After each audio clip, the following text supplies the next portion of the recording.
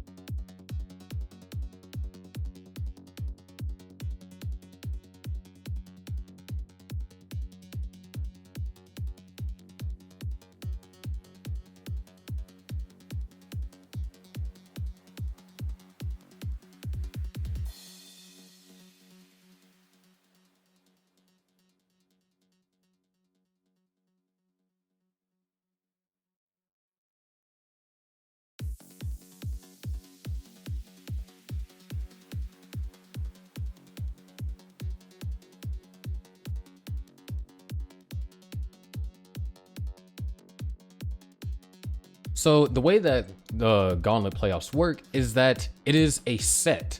So in order for your team to advance to the next bracket, you have to win 3 team matches. So for match number 1, the Sparks and Minos were able to win, so it's 1-0. But this is a brand new team match, so everyone starts out as 0-0. Hope that answers your question.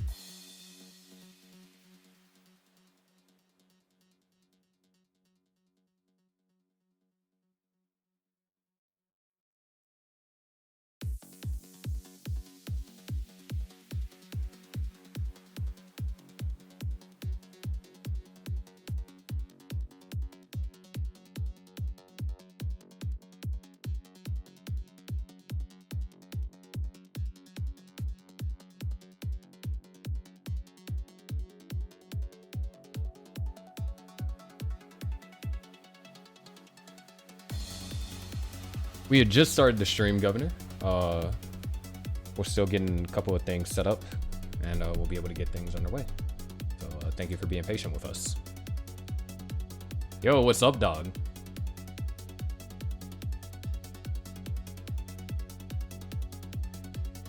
I just realized I said thanks for being patient with us when I'm the only one here.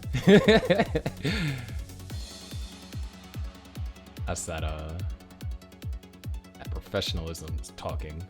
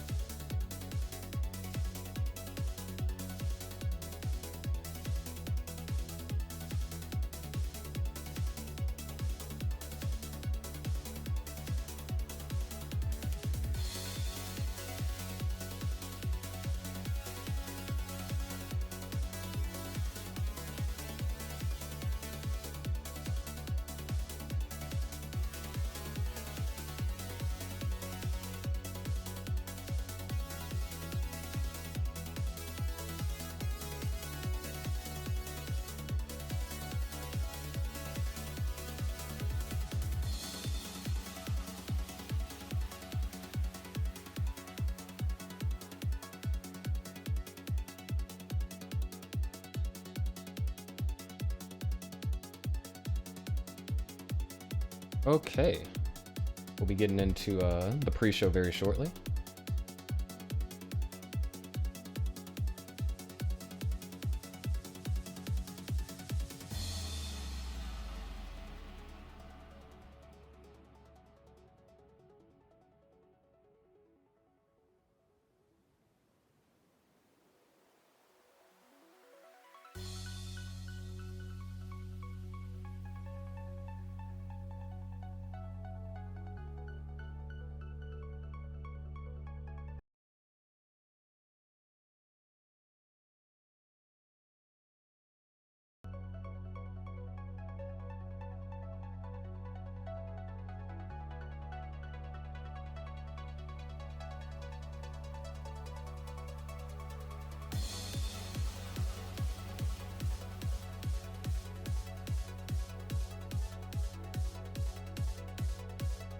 All right, just need to fix a couple more things on my computer, and then we'll be ready to get into the pre-show. Thank you guys for being so patient and sticking by. Rotating on the screen, it'll tell you a little bit of information about the event that I run, which is, of course, Classic Tetris Gauntlet Overdrive. Gives you a little bit of information about sudden death, which we saw last time in the match. You get to see the playoff bracket, and you get to see the 4 players that is going to be playing from each team today. Of course, if you are interested in watching some more of this stuff, this Sunday, there's not going to be just one, but 2 matches. Match number 3 between the Millionaires and the Sparks and Minos, and match number 1 between the Drywellers and the Wavy Ones. So if you ain't busy Sunday afternoon to evening, then definitely I'd tune in. But yeah, let me get this remaining stuff with my computer fixed, and we'll be good to go for pre-show. As before, our players are currently warming up.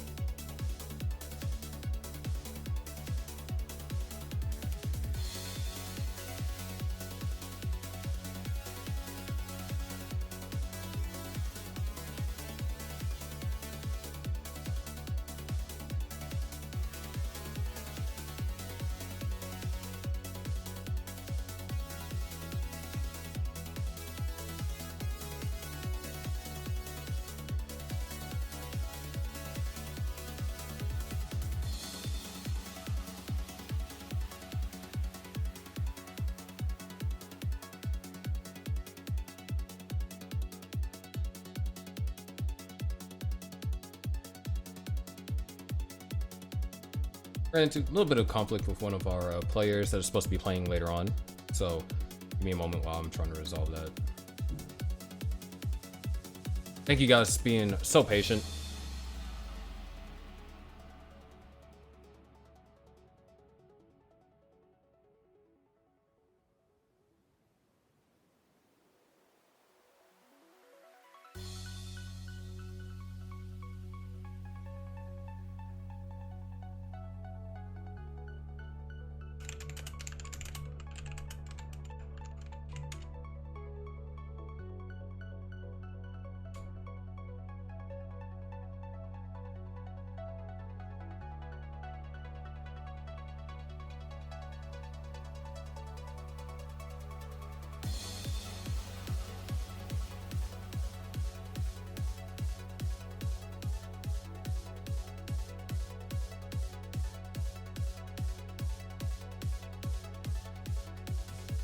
All right.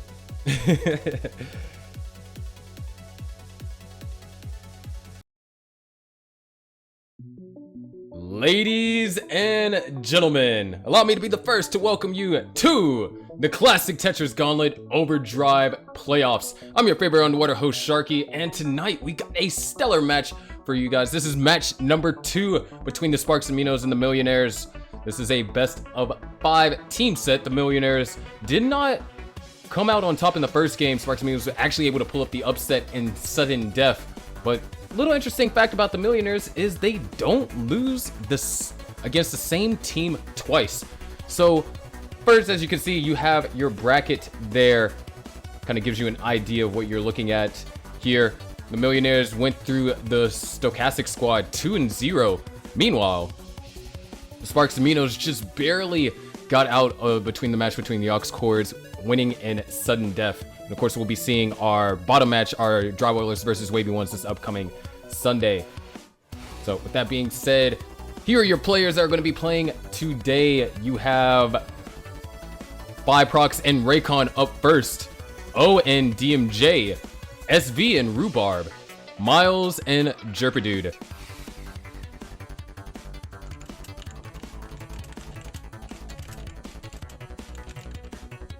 So these are your players here. Now, up first, like we said, is going to be Biprox versus Raycon. This is going to be a very interesting matchup. Here, let's go ahead and take a look at their stats right now. As you can see, in terms of just overall statistics here, Biprox does have Raycon beat in a lot of areas, having a higher rate of transition, higher average score. The post-transition index is a metric we developed here on Gauntlet to kind of gauge what is the average amount of lines that you clear post-transition. So as you can see, Biprox generally makes it to around level 25 before experiencing a top out. But Raycon does have a higher average transition. So with that being said, I believe both of our players are warming up now. They should be almost ready to go. So let's go ahead and check them out.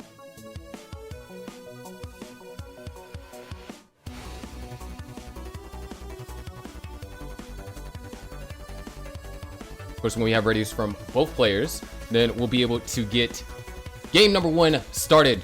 Every match is best of 5, all 18 starts, and this season there is no line caps. So who knows? We're not going to see what we saw at CTWC, but we will see some 29 play from our latter 3 matches.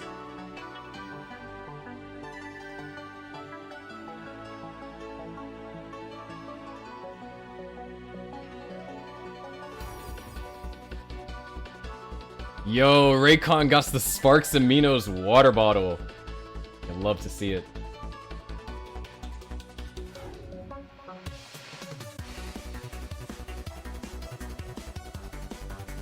But with that being said, both players do seem to be ready.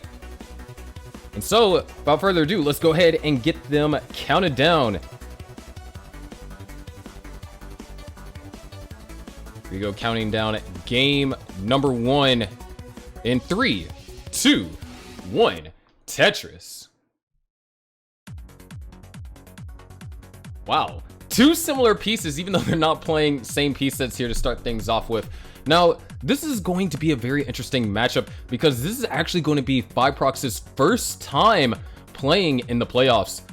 Didn't get a chance to play in the previous matchup just because the Stochastic squad lacked team members, but with the Sparks and Minos, Fiprox has an opponent to play, and we'll see kind of how this turns out.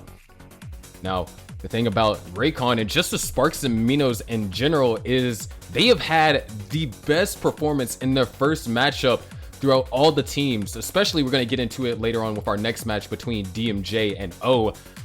They have had a phenomenal run, and they're looking to be essentially what the Grandmasters were in the last season. But of course, they have a tough road to go through, and there's a reason why the Millionaires are the #1 seed. Anyways, to start things off, Raycon playing at a very respectable 88% Tetris rate, playing just slightly more efficient than Fiprox here.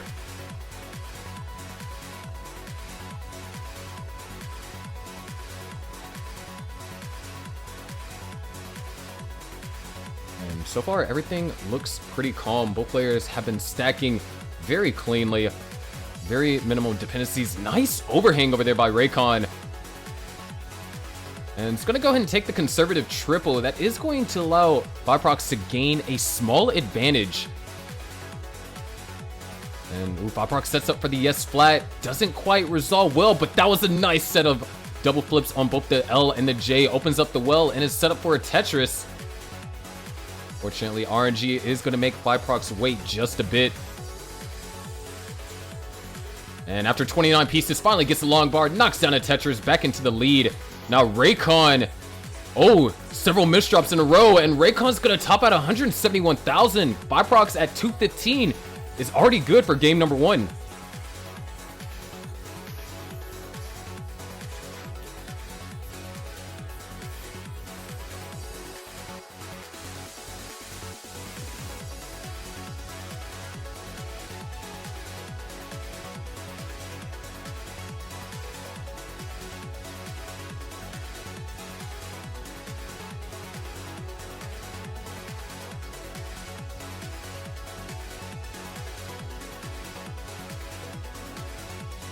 We have it ready from Raycon and Fiprox. We're good to go for game number 2.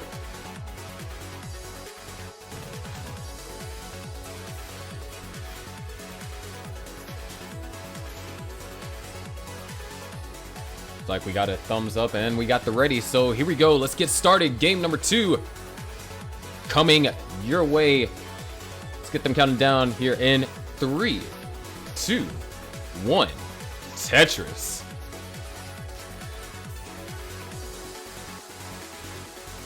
Little bit of a rough start over there for Raycon. Both players actually had a great opener, and Raycon at some points was playing a bit more efficient than Fiprox.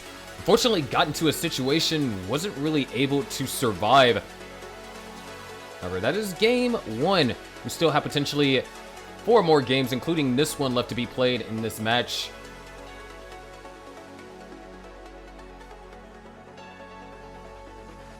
Of course, the Sparks and Minos are coming into this with just an overall advantage, having won the first match as well, and quite possibly one of the most epic sudden deaths that we've had here on the Classic Tetris Gauntlet event.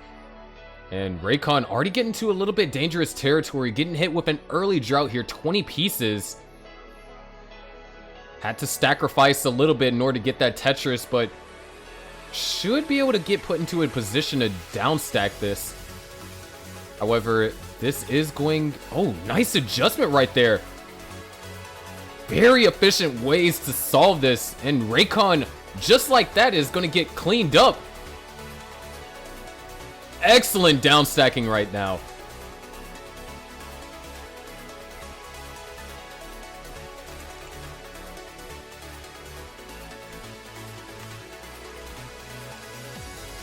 And, you know, because of Raycon actually being able to get out of that situation in such an efficient manner, Raycon is only down by 10,000 points.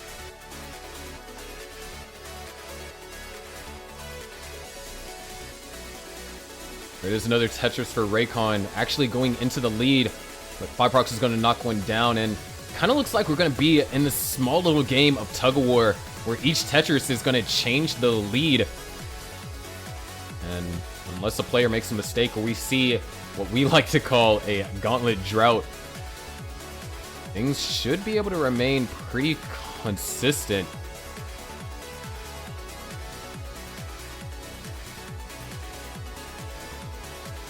There it is. Tetris for 5 procs. 196 to now 205. 5 procs just being slightly more. Oh! And 5 procs is going to hang! And that's going to be a return of the gift that Raycon had given in game number 1. So now we are tied 1-1 here.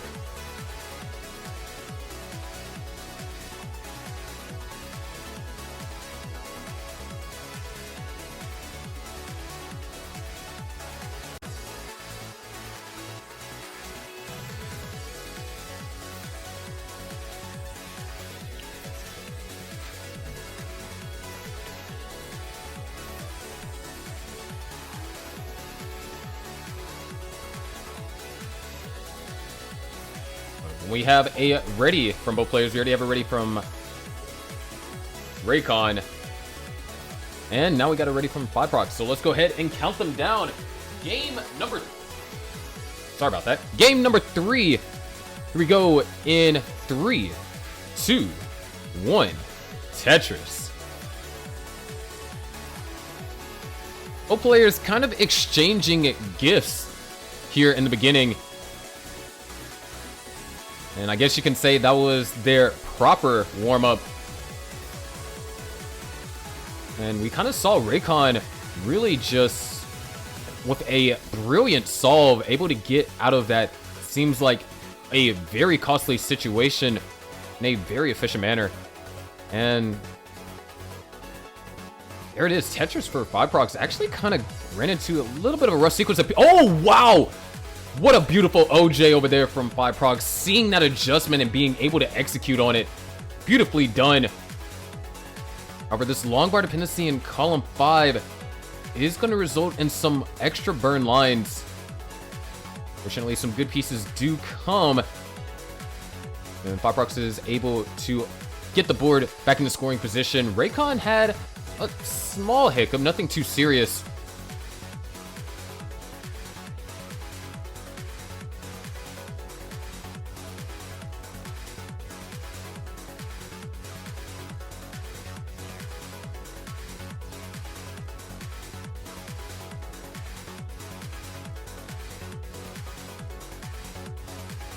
So far, both players are stacking pretty clean. As a matter of fact, we are separated by half a single, so not a big margin at all.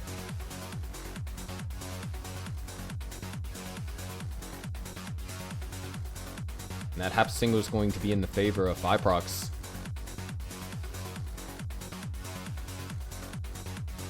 I'm going to take a couple of burns here, nothing too serious.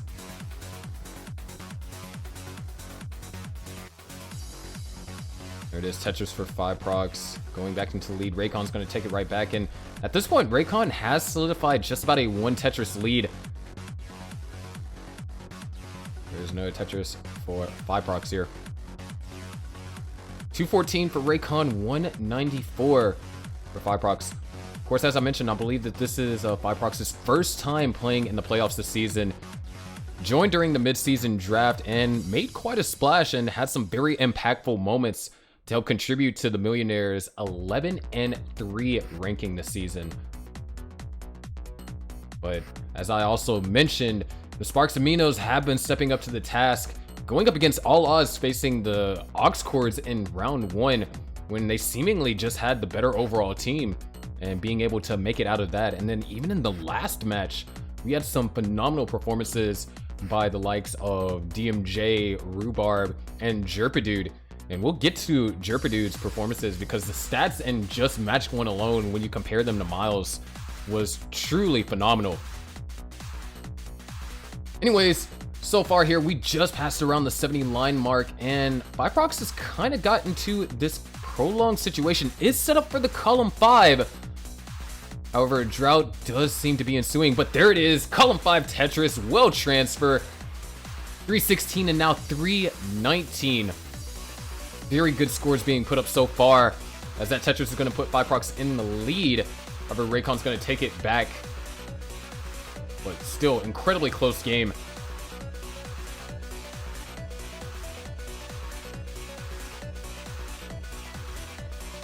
And 5procs looking, oh, perfect T right there to go in columns 2 and 3. Going to allow them to get Tetris ready. Couple of difficult pieces. That J piece is going to be perfect, but now we're at 20 pieces without the long bar. Going to take the conservative double. Force the setup kind of like a little bit of a donut, but gets all the right pieces. 32 or 33 piece drought and counting, and finally after 35 pieces knocks down a Tetris. And you can see Raycon with a little bit of a celebration there, realizing that he was able to gain a small lead on his opponent. However, this long bar dependency for Raycon, this could easily dissipate the lead that was built up, but oh, nice solves over here by Raycon. Just needs, oh, those pieces are going to be perfect. And now we are back into a borderline tie game. That Tetris is going to bring us into, you know, a little bit of separation. And, oh, and Esbert, that's 4 S's out of the past 5 pieces over there for 5procs. And would love an eye piece. That's going to be a triple into a Tetris. Into the lead temporarily before Raycon takes it right back. And you know, this is one of the stat lines that we brought out between Raycon and 5procs. And that was, you know, Raycon on average, even though has a lower rated transition, consistently transitions with 500k plus scores. And is showcasing that right now. Is going to have to prepare to do a little, oh no! Is actually going to commit to this, and it's going to be a double. So 2 more Tetrises can be gained here for either player. There's a Tetris for Raycon. It's going to go for the split double followed by the single. Raycon is going to transition at 560. 5procs is going to transition at 541. So separated by 1 Tetris in a transition. Both players with clean stacks. Raycon had to do, oh, 5procs, couple of indecisive movements right here. Is now going to have to down stack this. Needs to get that piece all the way over to the left. Nicely done. Not going to be Tetris ready, but burning down a triple would bring the stack into a safe position. This is going to allow Raycon to knock down a Tetris, go up to a Tetris and a half point lead. As, oh, 5procs is going aggressive. Makes the adjustment. Nicely done. Opens up the well. Now just needs the long bar, but Raycon's experiencing complications. Has a lead, but a small one, but also 5procs is getting droughted. Very risky, very dangerous. Able to get that eyepiece all the way over to the left. Very crucial, but covers up the well. Reopens up the well. Good. No, can't get the triple. Gets the Tetris. Gets 2 Tetrises, and that's enough to take game number 3. Wow. Honestly, tremendous.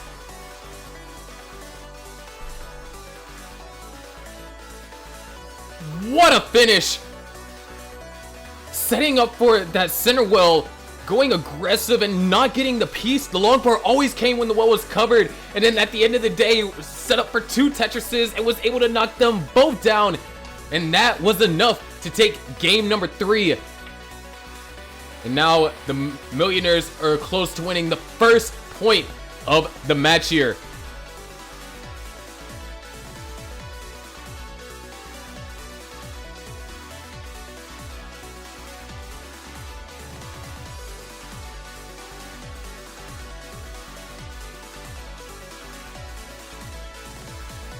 That being said, we do have a ready from both players. Game number 4.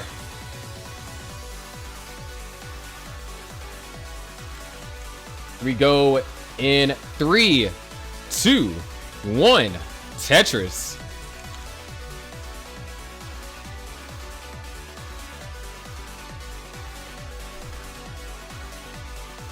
What a game. And just goes to show just how strong, you know, both of these players can be when they finally have gotten their nerves under control. We saw a little bit of uncomfortable level 18 play on both players' sides, both of them exchanging early top outs. But then game number 3, phenomenal game from both players. Raycon with a 560 transition, just kind of got into a tricky situation, and then 5procs nailing a bunch of critical taps in order to not only stay alive, but have a chance of success to take the game swiftly.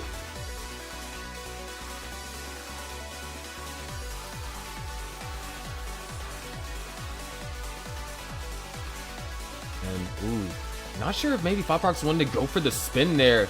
Doing a J-spin is a possible solve in that situation, but right now, okay, nice flat burn over there from Raycon. Made sure not to cover up the well. The long bar was the next piece as well. And looks like Firefox kind of in a little bit of a slightly uncomfortable situation. Can go for a row 2 here. And looks like he's going to go for it. Oh, missed the opportunity to tuck the L underneath. Accidentally creates a long bar dependency, opens up the well. Does find a way to bring it down. And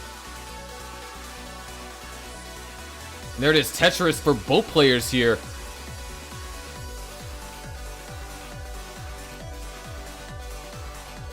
Definitely a little bit on the trickier side of things.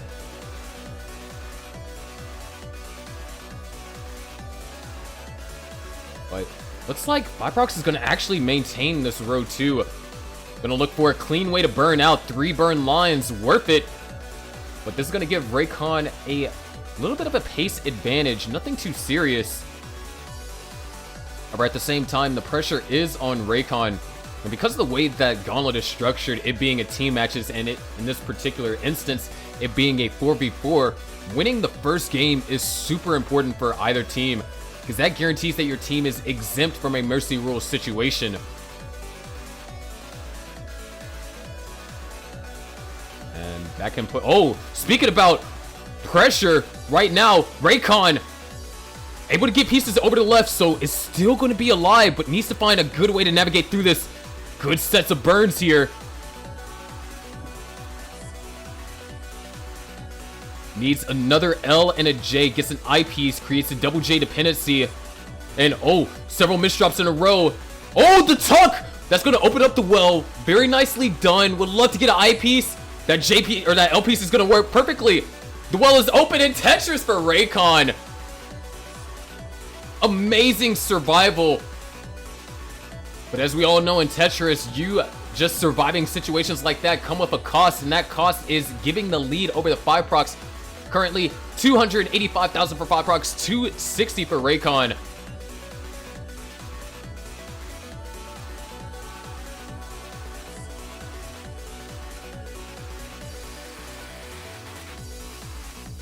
And ooh, Firefox not able to quite get that T-piece all the way over, and is actually going to set up a delay burn with that J. So it does get the I-piece over, trying to avoid creating any particular dependency. But speaking about dependency, Raycon, massive long bar dependency down the center. Actually is set up for a column. No, it's just going to burn it out. Going to play a little bit more conservative. And that's, you know, that's sometimes what you have to do when you're in the situation Raycon is in, down 2-1. You need to win this next game in order to force a decider and bring momentum in your direction. Sometimes you might make a little bit more aggressive decisions, especially when now your opponent is up by 100,000 points. The well is open for Raycon, and Raycon is able to convert on a Tetris, 324 to now 402.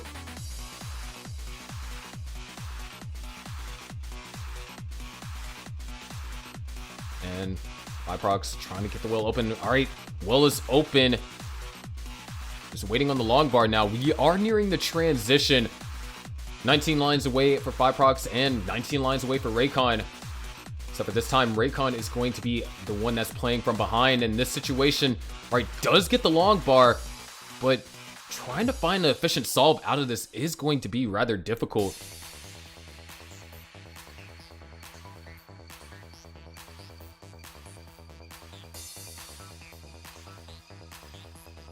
Viprox now clean Tetris ready. Raycon was set up for the left well. The eyepiece did not come quite in time. Still set up for this row 2 left well. And oh, accidentally brought the piece too far. Covers up the well. And not going to be able to open it cleanly. All right, actually gets it open just in enough time. But oh man, that Z-Spire can be dangerous. Oh, the tuck! Still is making misdrops after misdrops. Did not have enough DAS. And now this might be it. Raycon's going to top out at 388. Fireprox is taking game number 4. And this time, contrary to what we saw in match number 1 between the Sparks and Minos and the Millionaires are now up in the series 1-0.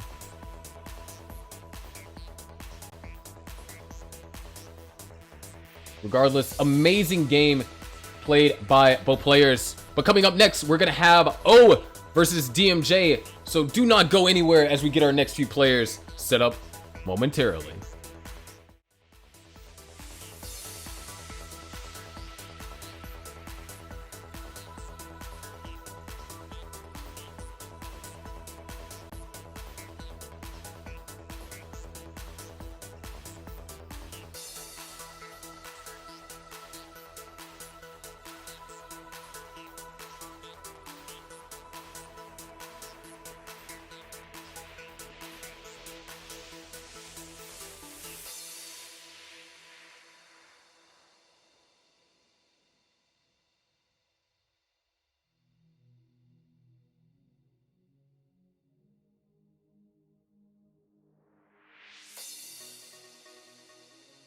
So while we get our next player set up, I know this format is a little bit strange. So if you have any questions, feel free, because it is a team format.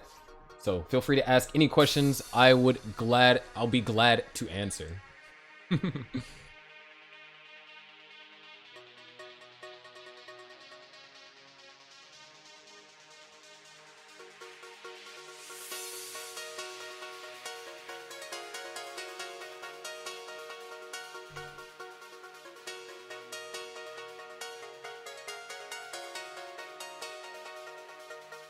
Actually, I think Fireprox is the only French player in Gauntlet this season, if I'm not mistaken. Wait, is Dewey French?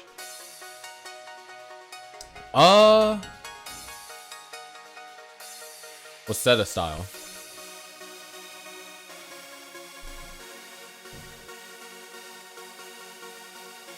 Pokemon style would be interesting. Oh, Gunther is French. Okay. Dewey is Finnish? Gotcha.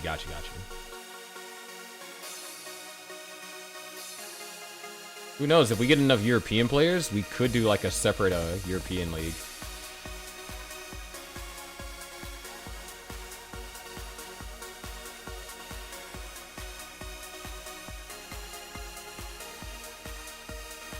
Bro, out of all the times I've commentated over you and you have never corrected me, my guy.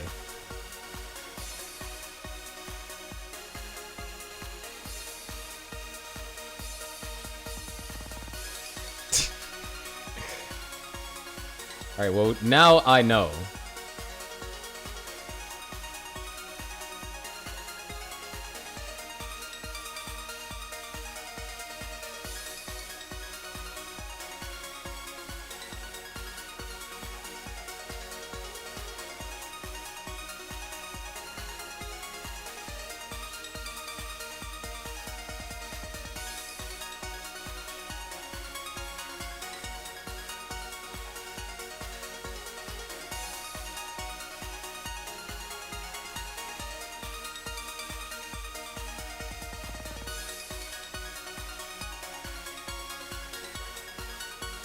All right.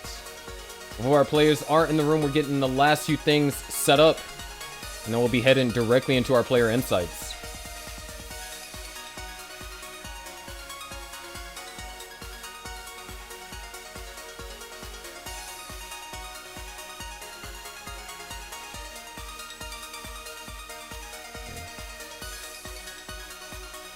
I apologize.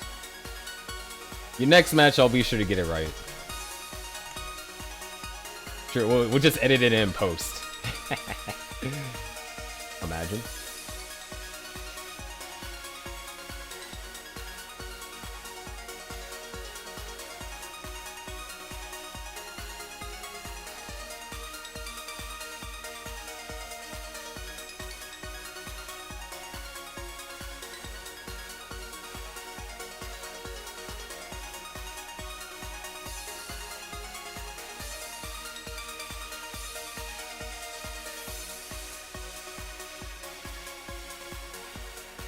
right.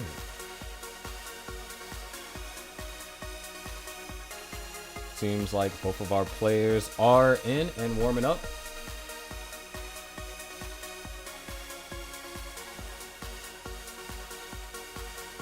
So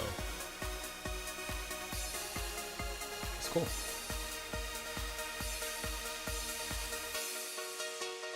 All right, ladies and gentlemen, hope you enjoyed our brief intermission as we come back with our second match of the day, which is going to be O versus DMJ. Kind of rhymes a little bit. Now, this match is actually going to be a rematch between what we had in the first set between the Millionaires and the Sparks and Minos. And once again, we're going to take a look at our player insights here. And during the regular season, as you can see, these players have some of the highest rates of transitions out of all the players in Gauntlet. DMJ with a 79% rate of transition and O with a 77%.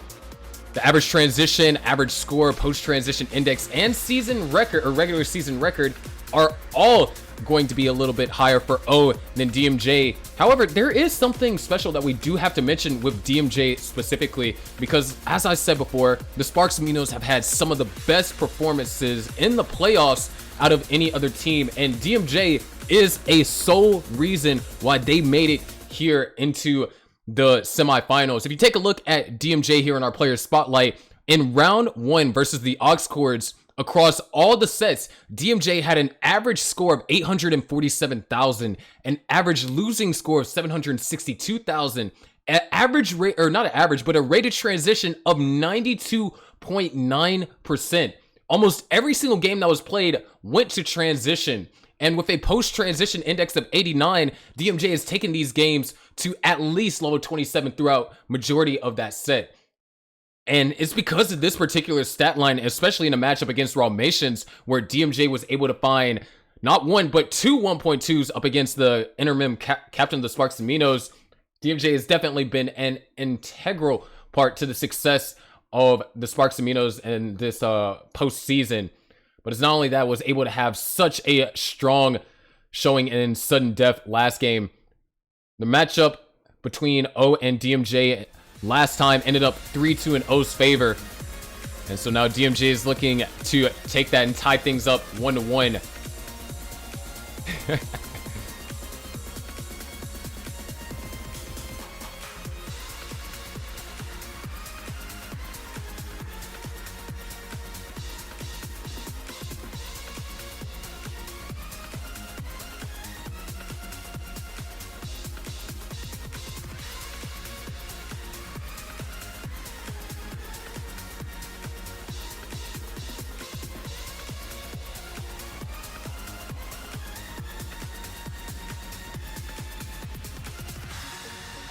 DMJ right now doing the pregame ritual, trying to form a O piece. Can't get... Oh, there it is. There's the O.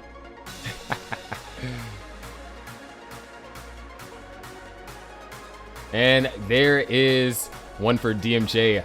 Just do it. Lol. Anyways, when both players are ready, we can get game number 1 underway for match number 2.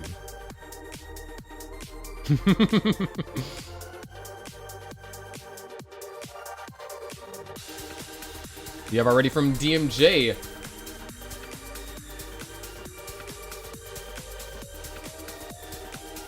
And now we have a ready from O. So here we go, rematch.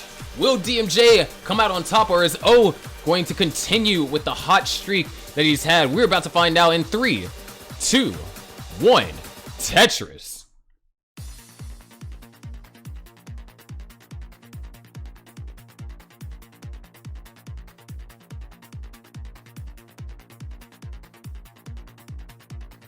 So here we go, game number 1. Now, for those of you that didn't necessarily get it, take a real deep dive in the statistic, or rather the player insights of both of these individual players. Both of these players, on average, transition with around the high 400 range. And the thing is, they have such a high rate of transition, you can't necessarily count on either of these players to top out. And from this point forward, all the players that are going to be playing are in fact going to be rolling. So with that being said, we're going to be able to see some insane survival, and we've seen some insane survival from both O and DMJ in the last match that they had between each other. But looks like to start things off, O is going to be playing a little bit more efficient than DMJ here. DMJ just forced to take all these burn lines. Nice little overhang for O. I do like the implications that it has for the stack, and turns out it's going to play out very well. Nice little Simul Tetris there as well. And fortunately, O does create a long bar dependency, able to recognize the opportunity for a tuck, and is now Tetris ready, going to be forced to take a double.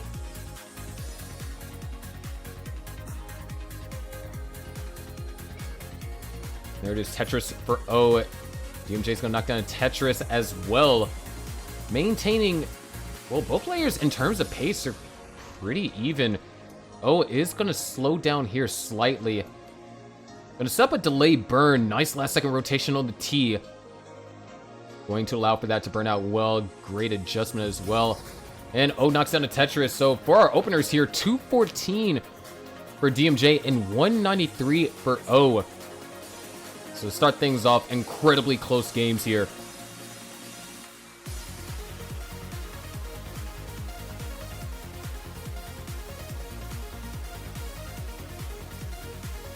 And DMJ is actually one of the more interesting players that we do have for the Sparks and Minos. Occasionally you'll see DMJ play DAS, and then as soon as the situation gets even a little bit dangerous, has the ability to swap to rolling. And you occasionally see that. Seems like to start things off, DMJ is going full roll. And we are separated by 14 pushdown points, DMJ's favor there very briefly. And you can see O is starting to push down a little bit. Not going to be able to quite get back into tie position. A little bit of a rough drought there, but things are still going to play out well for both players. 315 for DMJ, 299, make that 322. DMJ with a definite lead now, and this is really the first time that DMJ has had a true pace lead. O is going to opt to actually fill in that eyepiece dependency first, and potentially accidentally took a triple there. T-spin is going to get set up, and the T-spin is hit.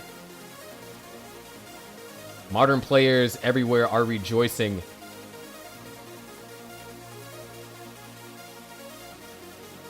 That being said, DMJ does have a hold that needs to be dealt with. Able to deal with it with only 2 burn lines, and O kind of exchanged those same 2 burn lines, but oh, this could get dangerous for DMJ.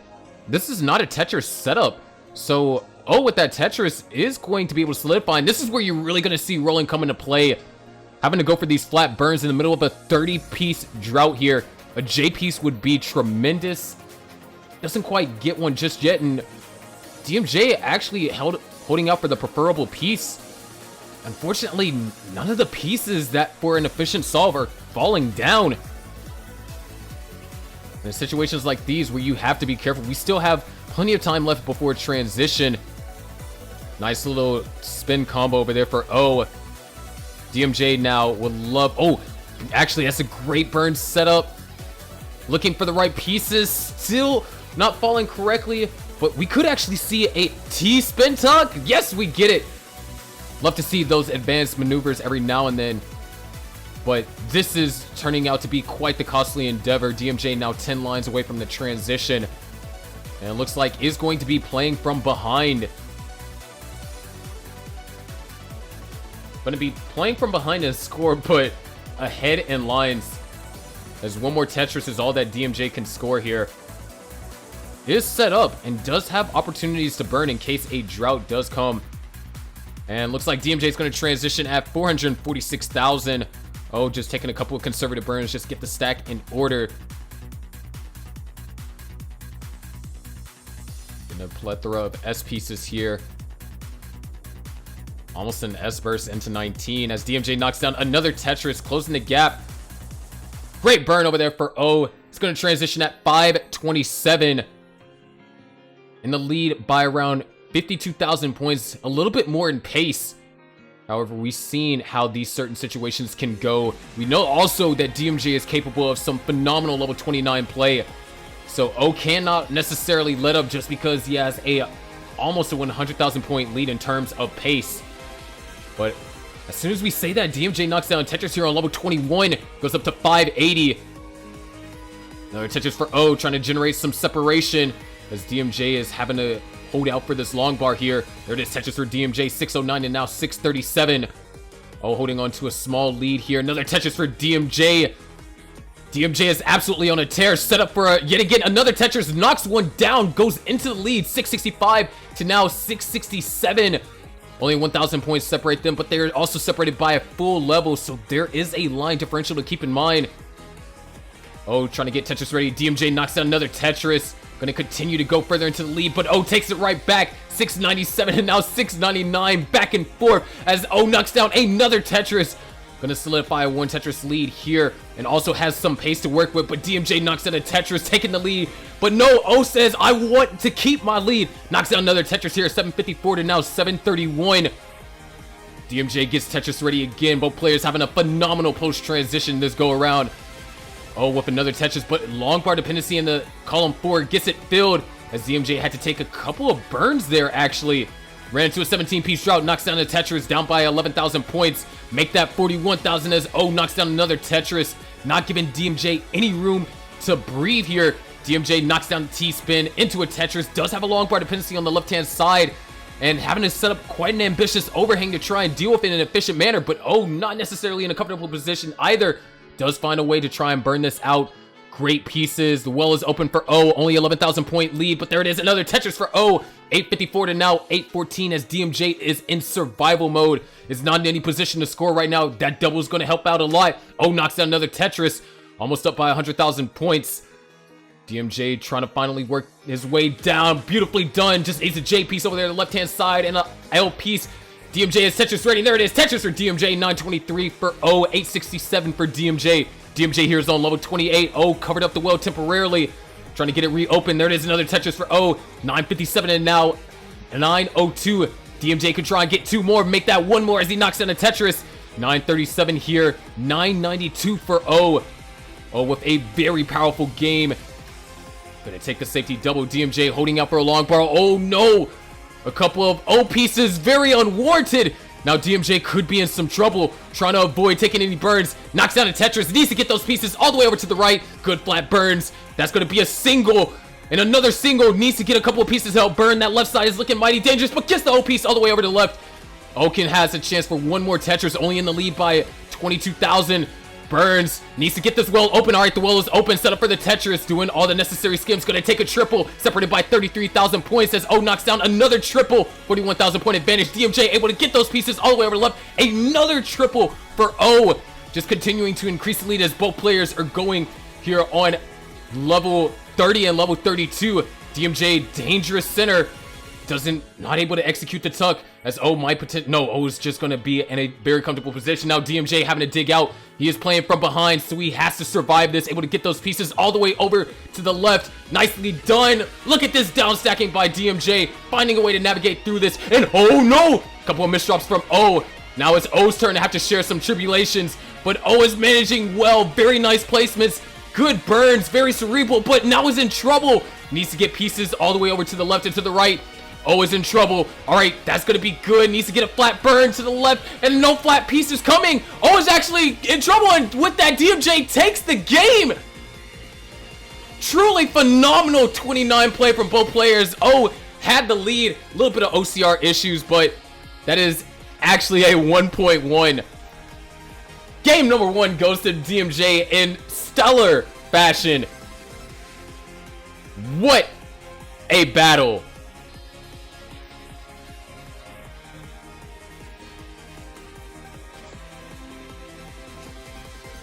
Thank you so much for the raid, Ivory.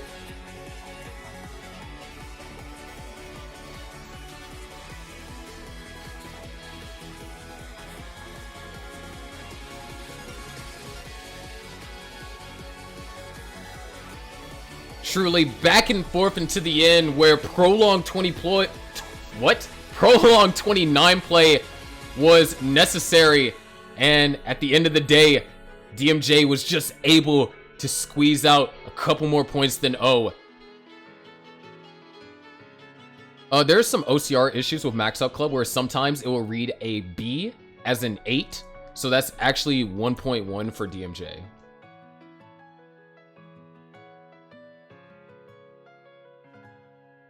And look at that sportsmanship. Both players naming the scores after each other. You love to see it.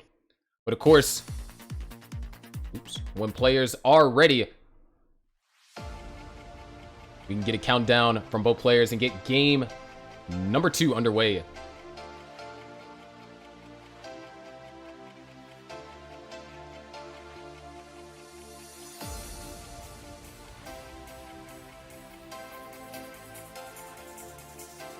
We have it ready from O.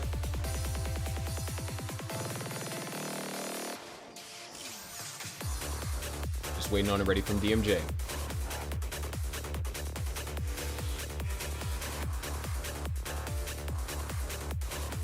All right, we got it ready from both players. Game number 1, ending in stunning fashion in DMJ's favor, but can O tie up the set? We are about to find out. Here we go in 3, 2, 1. Tetris.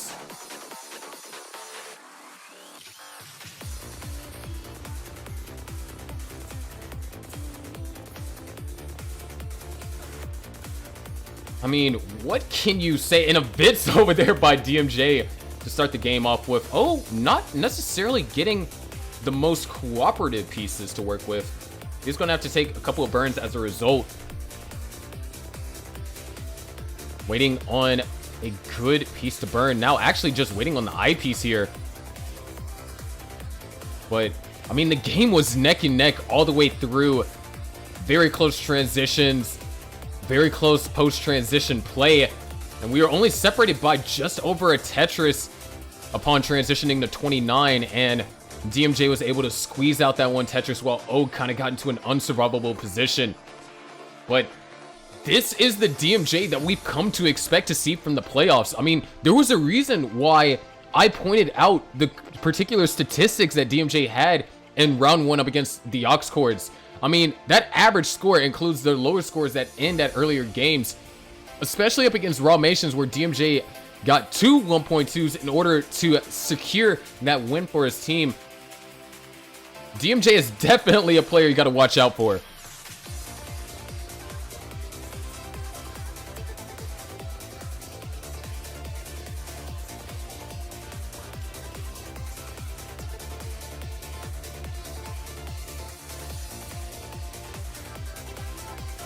That being said, game number 2 is underway.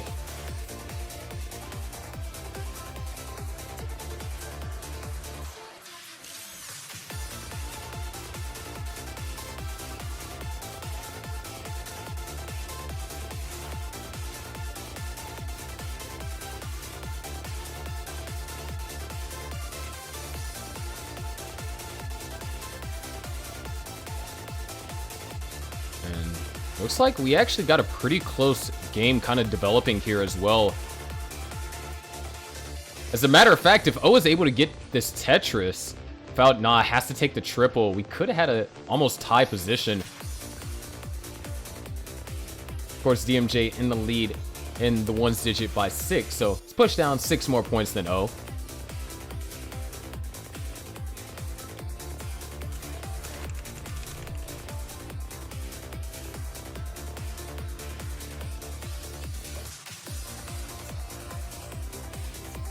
$226 now for O and $248 for DMJ.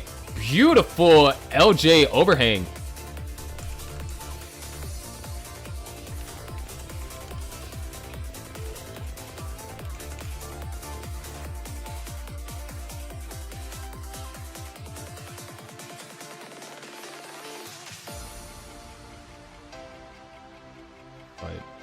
Both of these players, especially with what we can see, we got a little bit of a taste of what they can do on 29. DMJ, of course, one of the more comfortable players on the Sparks and Minos when it comes to 29 play, and that's what makes him such a dangerous player.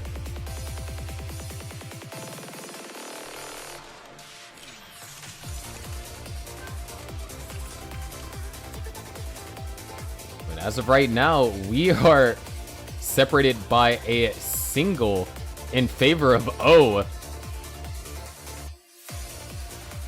And O trying to avoid creating a double eyepiece dependency doesn't necessarily pan out that way. Does find a potential alternative solution, and he'll be fine with that as this eye drought continues. We're only at 20 pieces, but it can rack up real fast. In 23 pieces, that small drought gave DMJ the opportunity to build up a 38,000 point lead.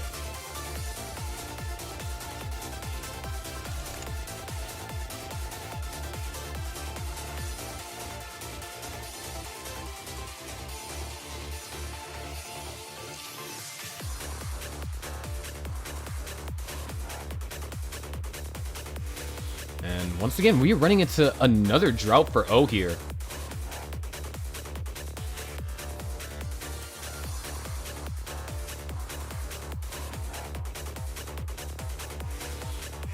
Definitely not something that you would like to see. But we are also nearing the transition, and DMJ... Oh, actually, I like the setup, but... Oh, that doesn't work out quite well. DMJ also missed the opportunity for a burn there. This could get dangerous, and it could get dangerous real fast. We still have plenty of time before level 19, but all DMJ's decisions have to be precise. They have to be accurate, and so far, DMJ is demonstrating phenomenal accuracy. Look at the way that DMJ is down stacking this right now. Just needs an L piece. Just needs an L piece.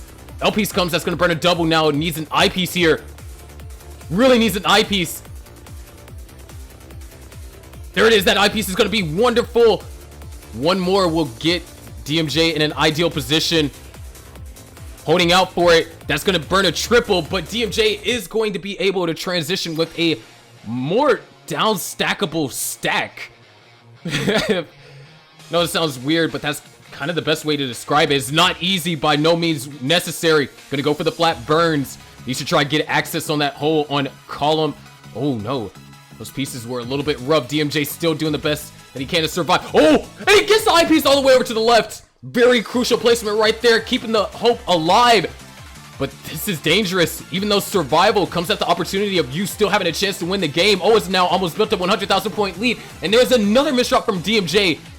Still trying to find a way to navigate. And oh no, this might be it. This might be it. And DMJ is going to top out at 481. So O at 595 ties up the set 1-1.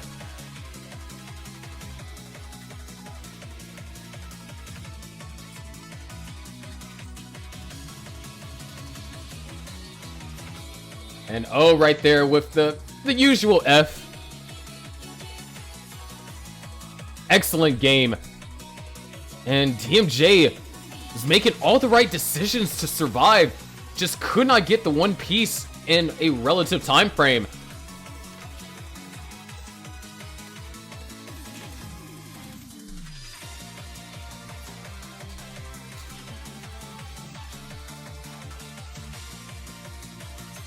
Yo, that's actually a pretty cool F, Yuri.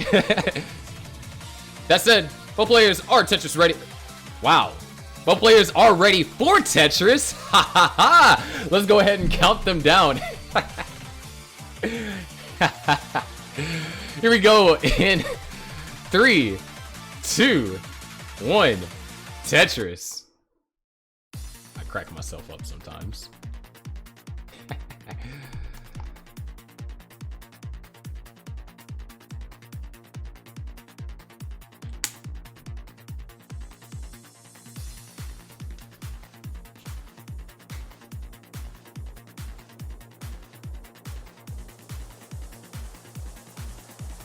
But, oh, very nice. Like the ice spin solve over there from DMJ. And actually did a pretty creative concept right there. The theory behind what DMJ did could have actually worked well if the pieces were proper behind it.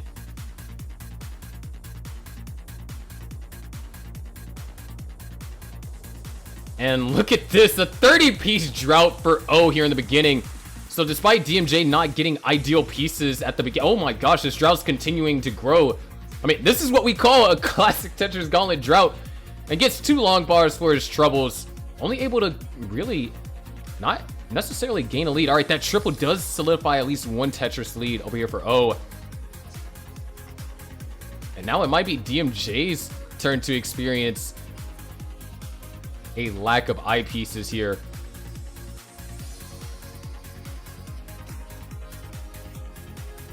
Nice couple of Tetrises, and it looks like both players are going to be in a stable position. O is going to have a Tetris and a half lead.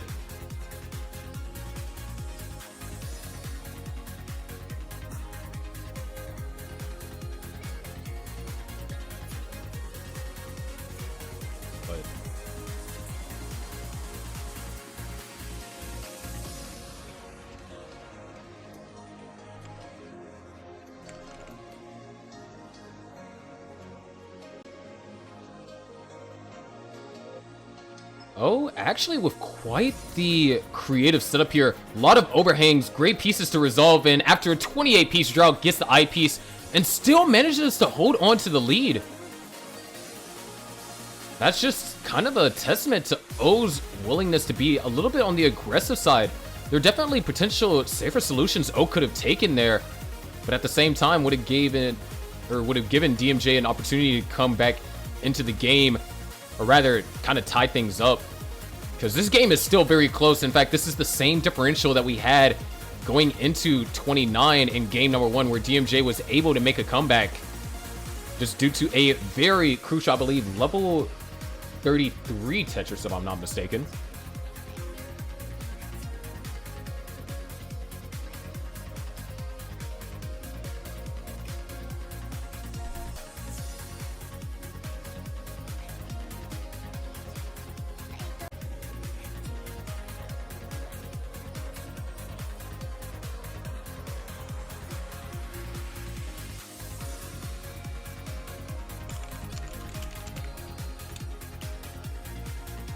.318 to now 242. O has been able to extend the lead slightly.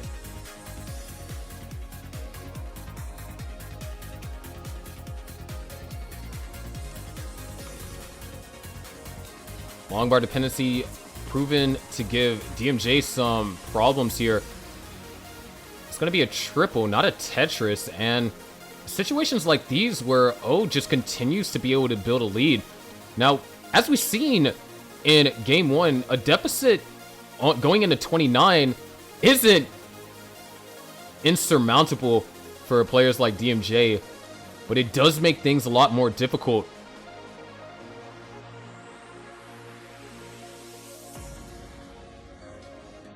And O there with a little bit of a reaction to a placement that was unintentional, but did happen to work out well.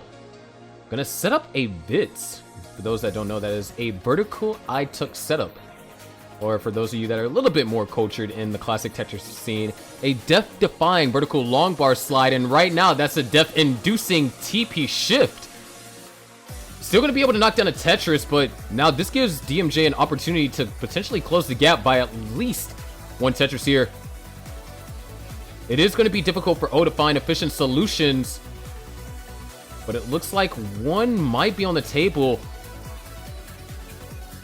Just needs a couple more pieces as DMJ is set up for the Tetris, but the eyepiece is nowhere in sight.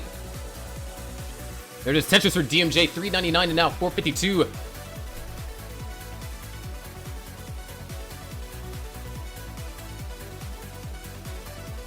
We are nearing the post-transition.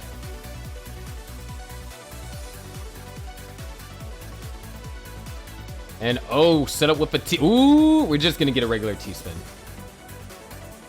which is fine. Totally didn't want to see a JD spin or anything of that nature. But something we are gonna see is we're gonna be seeing some transitions shortly as O has 1 line to burn. DMJ has 2. And DMJ is going to send us straight into transition following that double into a Tetris. 439 right now in the 19, had a 415 transition. Oh, transitions with 500k. Both players are off and going here. And after a 17-piece drought, O knocks down a Tetris, and here we go. DMJ really trying to stress on maintaining this well, not trying to burn too many lines. There it is, Tetris for DMJ. O, on the other hand, knocks down a Tetris, but had to plug a T-piece and a J-piece dependency. Does get a couple of great pieces, actually, to help bring himself out of that in an efficient manner. Still going to maintain a 68,000 point lead, make that a 94,000 point lead. 591 and now 498 as DMJ opens up the well with that long bar. J-piece dependent, but fills in a J-piece dependency, goes for a nice skim, but O is I-piece dependent on the left-hand side. Now is going to have to be doing some down stacking, needs to get an I-piece or find some alternative way to bring the stack down. Still needs some help here. Love an I-piece. That's going to be perfect. Nice set of burns. Opens up the well, and that one short burn sequence for O allowed DMJ to close the gap by around a Tetris and a half. 567 and now 629. Another Tetris for O. Goes up to 658, but DMJ is hot on his tail. Really taking advantage of those small moments where O's had some amount of inefficiencies. DMJ Tetris ready, knocks down another Tetris, and now O yet again having to try to get the board under control. 2 quick Tetrises for DMJ. 658 to now 638. We're in a mirror situation of what we saw in game number 1. O set up for a dirty Tetris right there on row 3. Gonna try and find a way to navigate the stack, bring it down to a more comfortable situation. Fortunately, not quite getting all the right pieces, so it's gonna set up for another row 3 Tetris here. Only in the lead by just over a Tetris. As DMJ is almost set up for clean Tetrises here. O trying to find a way to navigate down. Finally able to burn almost all the way down.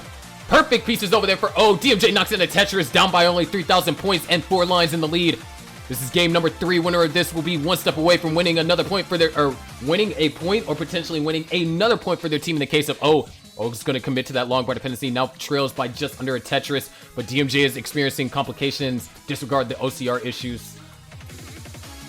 O is now Tetris ready. DMJ still, this is almost exactly what happened in the previous game.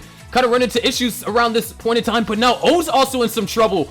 Both players not clean. O barely with a lead here at only 1,000 points. Would love to get a J-piece. That J-piece comes. I-piece necessary.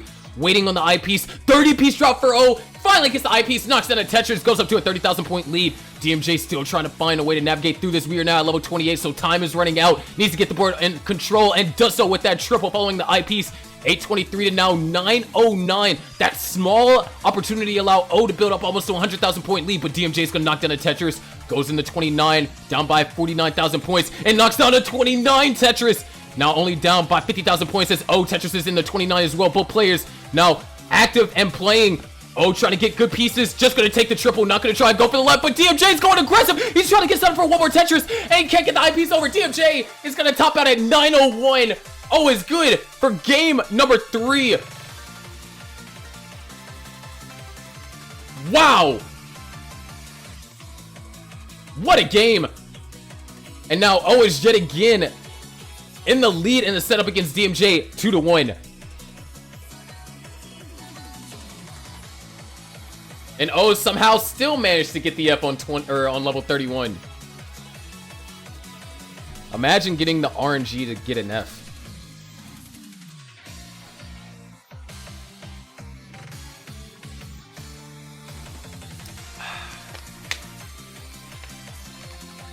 Woo! Excuse me.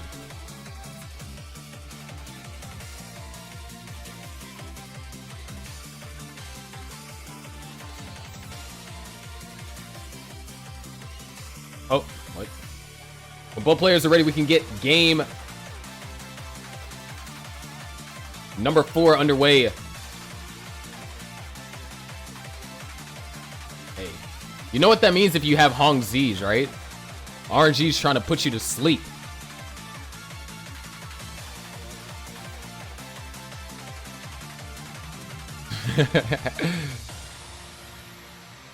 But both players are in fact ready. Let's count them down.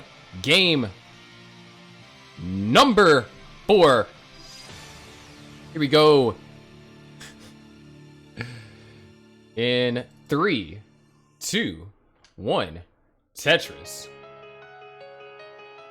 Pivotal game number 4 here. DMJ needs to win this in order to force yet again another decider between him and O. O needs to win this to bring the Millionaires up 2-0. And then that put the Sparks and Minos in a chance to actually get mercy ruled. Now, I know I mentioned this a little bit at the beginning of the stream, but of course, you know, Sparks and Minos are leading this series 1-0. But one thing about the Millionaires, over this entire season, they have never lost to the same team twice. That statement holds true for the Wavy Ones, for the Drywellers, and also for the Stochastic squad. So they have a reputation to uphold. And today, they definitely came to play.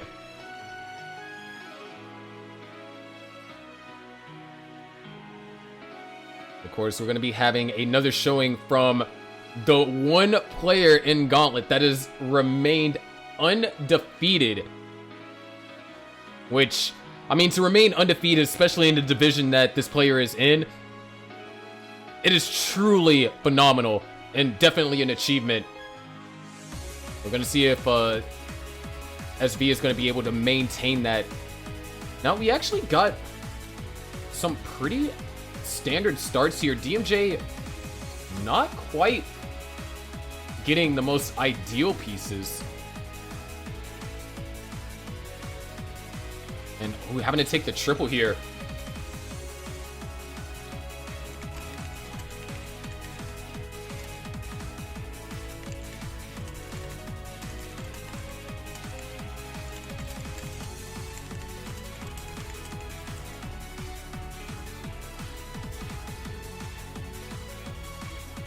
It seems like both players are going to be content with the way that they performed here in the opener. 189 for O, 175 for DMJ. And oh, I like that adjustment over there by O. Great way to deal with those set of pieces. And speaking about dealing with pieces right now, DMJ is having to deal with a drought here.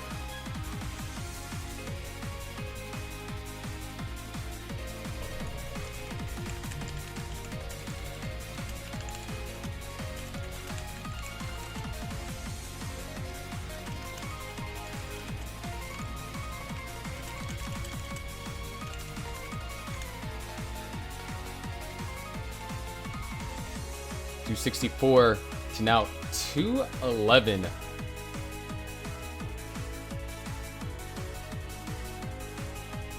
And so far, this is exactly what the Millionaires need.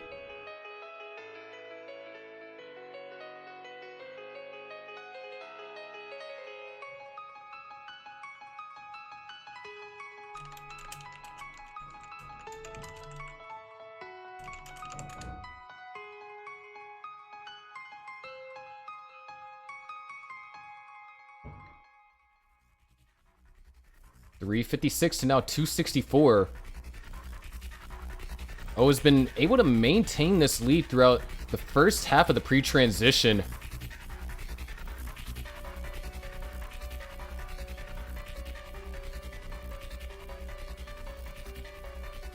Well, DMJ has finally gotten the board under control and is matching O blow for blow, Tetris for Tetris. The issue is whenever you're matching, you know, your opponent's Tetris rate, and you're already down, the lead is not going to make any significant changes. But O did run into a small slowdown, so DMJ was able to close the gap slightly.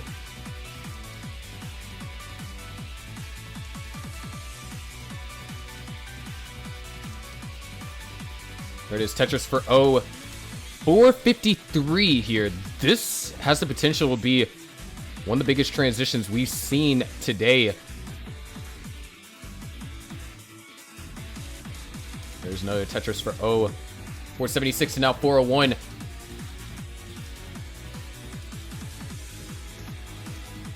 And DMJ having to do a little bit of burning here.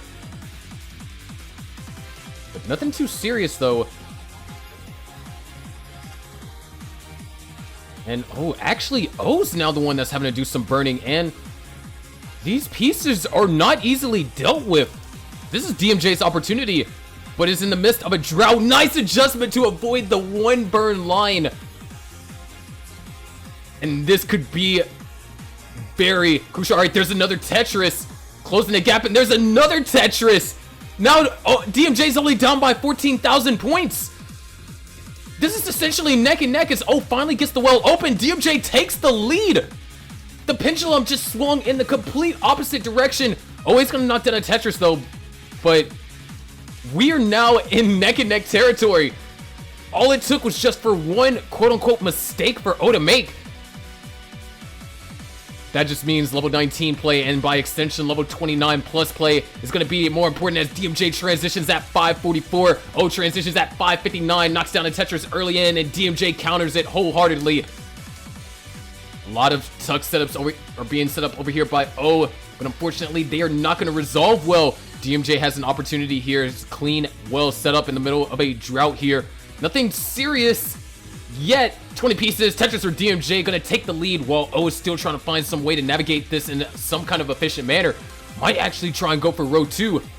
Does have the ability to survive going for these elevated setups. And speaking of elevated setups, DMJ now going to commit to the center well, knocks down the center well Tetris and the well transfer, and also maintains a 30,000 point lead, but O cuts it down temporarily before DMJ builds it right back up, and O actually hangs a piece all the way on the left-hand side.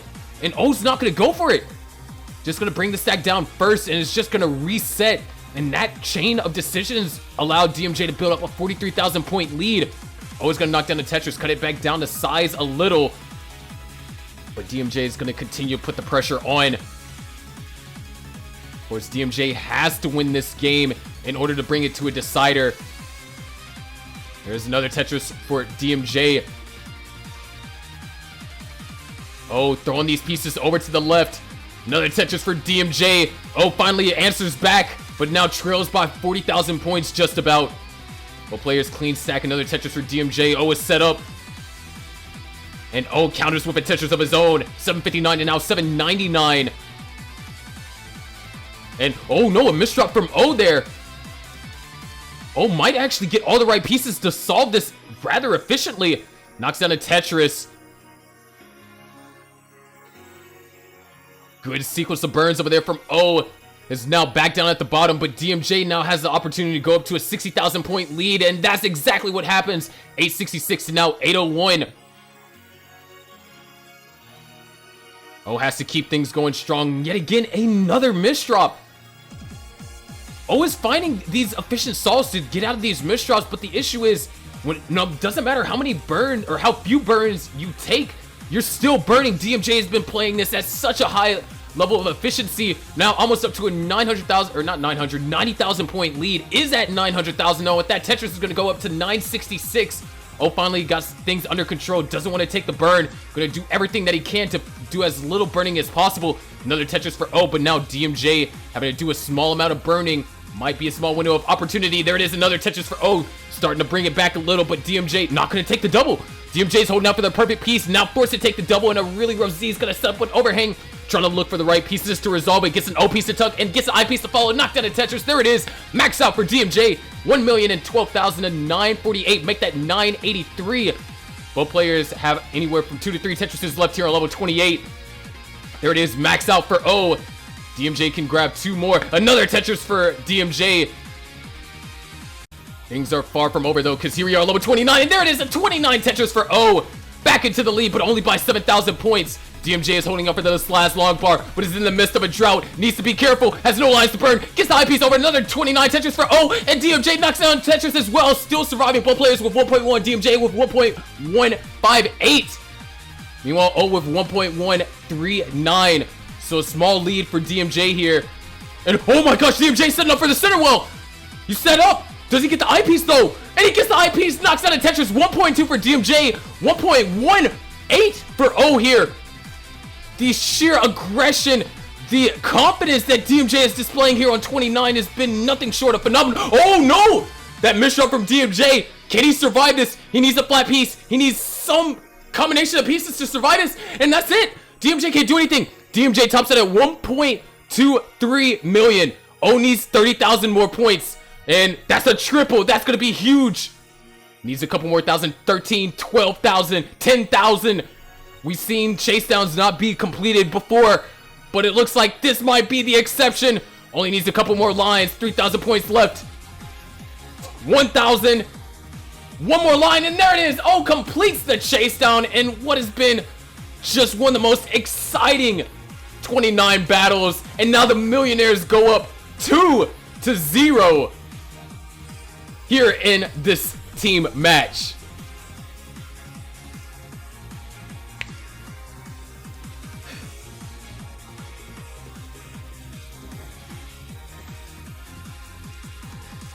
Look at that excitement. It's moments like those that I personally love hosting Gauntlet. But wow, what a set. DMJ played phenomenal, but oh, just managed to just stay alive a little bit longer. And the funny thing is that this doesn't hurt DMJ's stats at all. In fact, as a matter of fact, this set probably makes DMJ's stats even better. Truly phenomenal match. With that being said, we got to get things ready for our third match, and important match for the Sparks and Minos, because if they lose this, then it's a guaranteed victory for the Millionaires.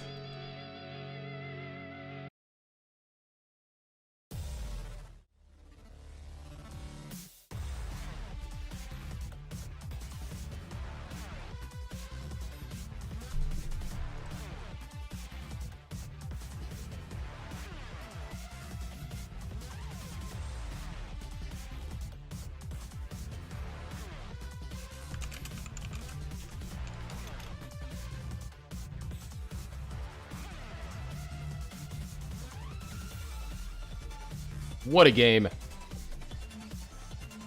John, thank you for stopping by. Really appreciate it. Of course, we'll be back on Sunday because we're having 2 matches on Sunday. We're going to have match number 3 between the Millionaires and Sparks Minos. And of course, match number 1 between the Drywallers and Wavy Ones. So you don't want to miss their debut here in the semifinals. And of course, match number 3 between just these exciting competitors.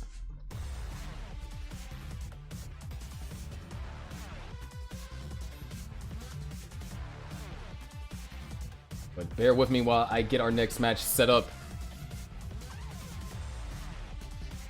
But I hope you guys have been enjoying Gauntlet. I think this is the first time since the All-Stars that Gauntlet has been on the Classic Tetris channel. So hope you guys have been enjoying this, you know, brand new format. You guys have been having a blast.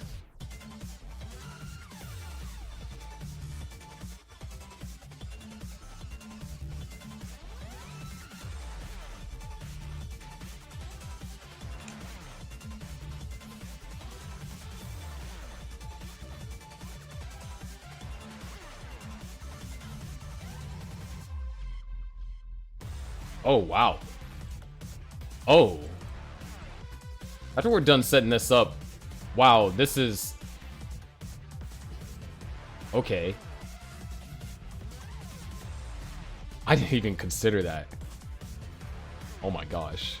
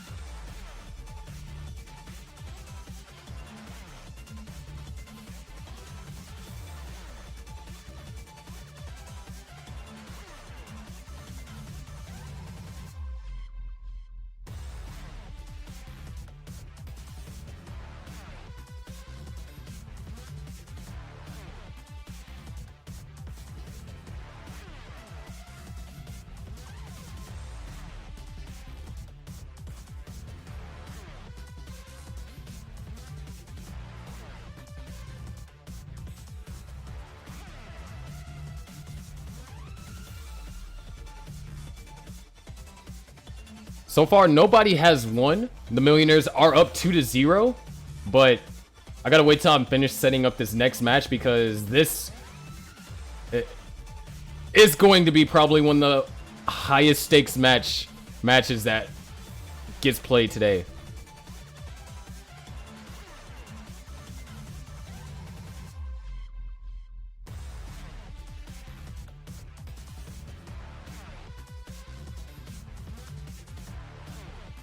Man.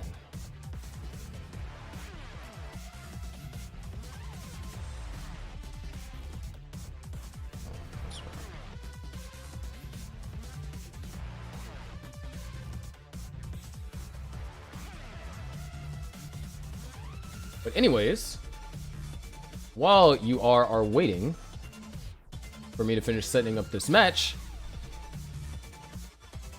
bro, what?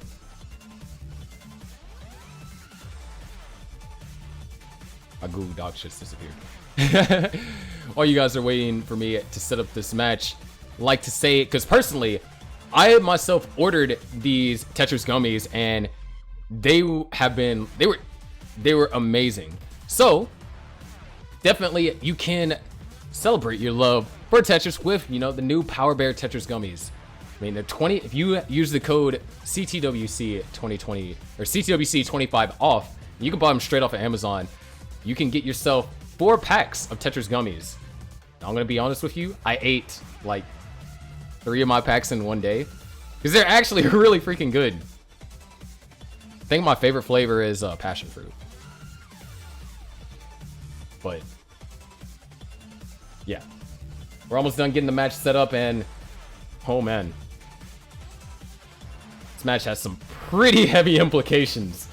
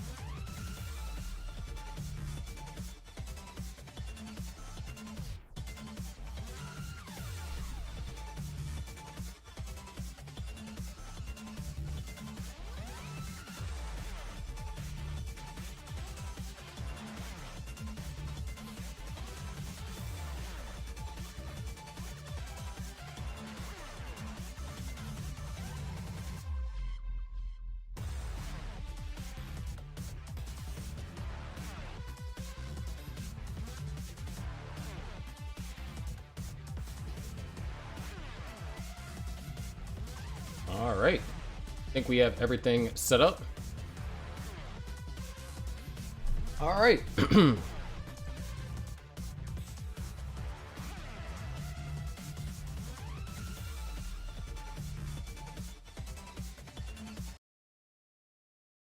right, ladies and gentlemen, welcome back to Classic Tetris Gauntlet Overdrive Playoffs, match number 2 between the Millionaires and the Sparks and Minos. We already had our first 2 matchups, as you can see right there. F1 Pro X was able to defeat Raycon 3-1, and in probably the most stunning fashion, was able to defeat DMJ 3-1.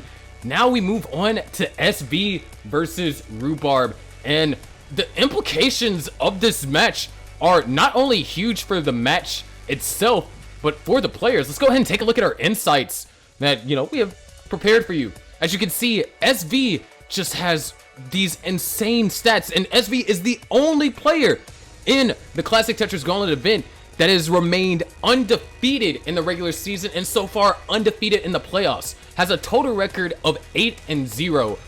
Rhubarb, in order for the Sparks and Minos to have a chance to win this, has to defeat SV here and now, or else the Millionaires will go up 3-0 and it will be considered an automatic win for the Millionaires, tying up the series 1-1. But as you can see, their average transitions are pretty close to each other, only separated by 20k, but the rate of transition is just significantly higher for SV, and the average score is, of course, a huge glaring factor. But the post-transition index is rather similar, and then this, you know, SV essentially inherits the title that Sidnev had last season as the Unbreakable. But With that being said, both of our players are warming up right now, so let's go ahead and check in, and when they are ready, we can get this next match underway.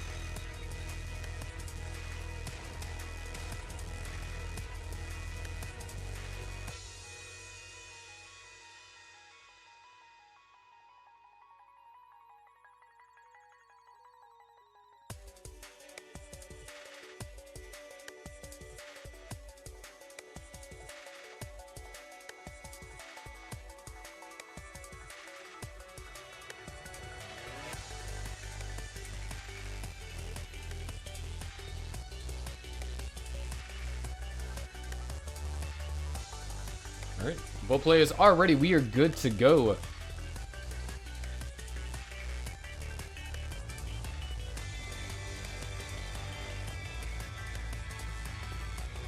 We have it ready from Rhubarb.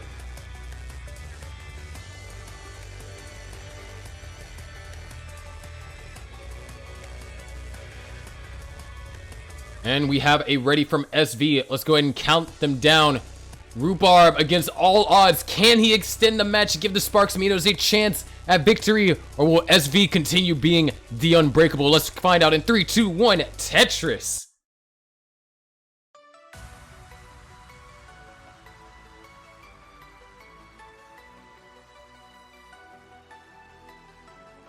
So Rhubarb has a tall order in front of him right now.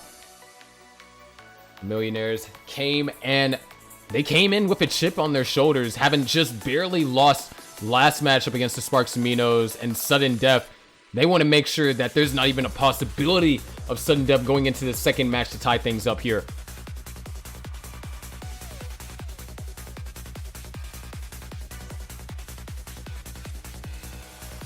But of course, this all depends on the outcome of this game, whether or not we will be getting a potential sudden death situation, or if the Millionaires are going to go ahead and sign this up 3-0. Of course, we'll still have the captain's play. But Rhubarb is no stranger to these kind of high-pressure situations. Rhubarb is one of the few players that played in last season's Gauntlet that just stuck with Gauntlet this season, even though it's playing for a different team. And the reason why that is so important is because Rhubarb was on the champion team last season, which actually he's kind of going up against his former team. The Millionaires were able to defeat the Grandmasters 4-3 in the grand finale of the playoffs last season, and Rhubarb was the MVP for the Diamond Division. So having to go up against his team and kind of, in order to essentially repeat a personal championship for himself, has to beat his team along the way, or beat his prior team along the way. Definitely not something easy to do. But to start things off, Rhubarb is playing a bit more efficient here than SB. 171,000 for Rhubarb at 42 lines, and 199 for SB at 49 lines. Rhubarb having to take a few burns.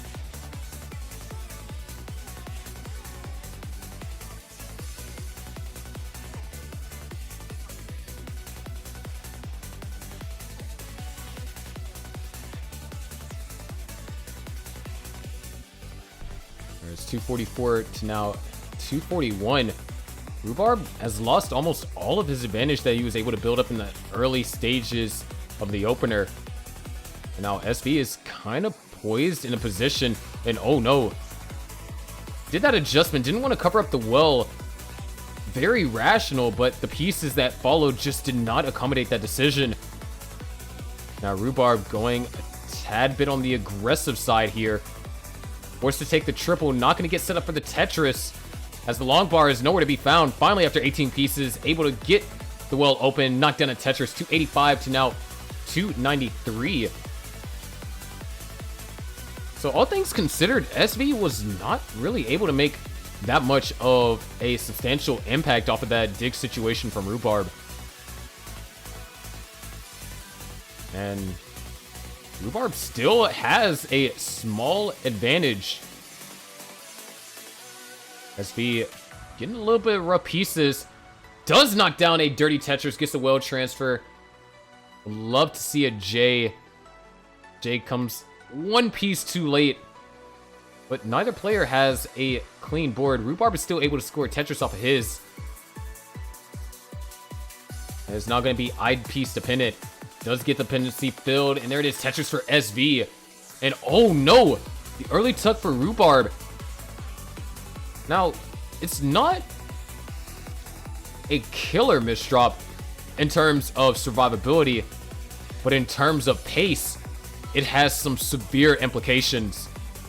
SV has a clean stack and is in position to continue maintaining just consecutive Tetris scoring. And if Rhubarb can't get this clean within a relative amount of time, SV will already be able to build up a 100,000 point lead. The thing is, SV already has some terrifying 29 play. There's another Tetris for SV, 487 and now 392. And the board for Rhubarb just continues to look more and more complicated. He is finding a way to navigate down. Great J piece there. But like, okay, the sequence of pieces actually works. That's going to burn out a triple. And Rhubarb is now essentially clean. Oh, hello.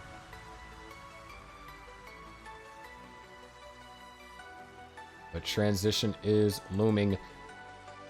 We are only around 2 Tetrises away from it. There is Tetris for Rhubarb. Both players can afford one more.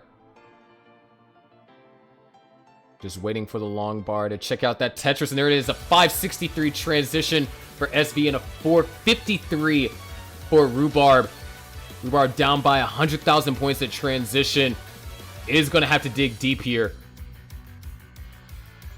SV, Tetris ready, knocks down a Tetris, L piece dependent, but gets the L piece and maintains a flawless board. Rhubarb also doing a fantastic job of maintaining a good board as well. Tetris ready. Oh, the adjustment to avoid taking any burns. Expertly done, but has to take that triple there. SV is not letting up one bit either. As a matter of fact, has extended the lead to up 128,000, but is not quite getting the right pieces. Perfect pieces to fill in the center. Tetris for Rhubarb. Trying to find some headway. Another Tetris for Rhubarb. But SV is going to counter with not one, but 2 Tetrises right back at him. Rhubarb is playing this post-transition phenomenally. But the thing is, SV is matching Rhubarb's efficiency. Another Tetris for SV.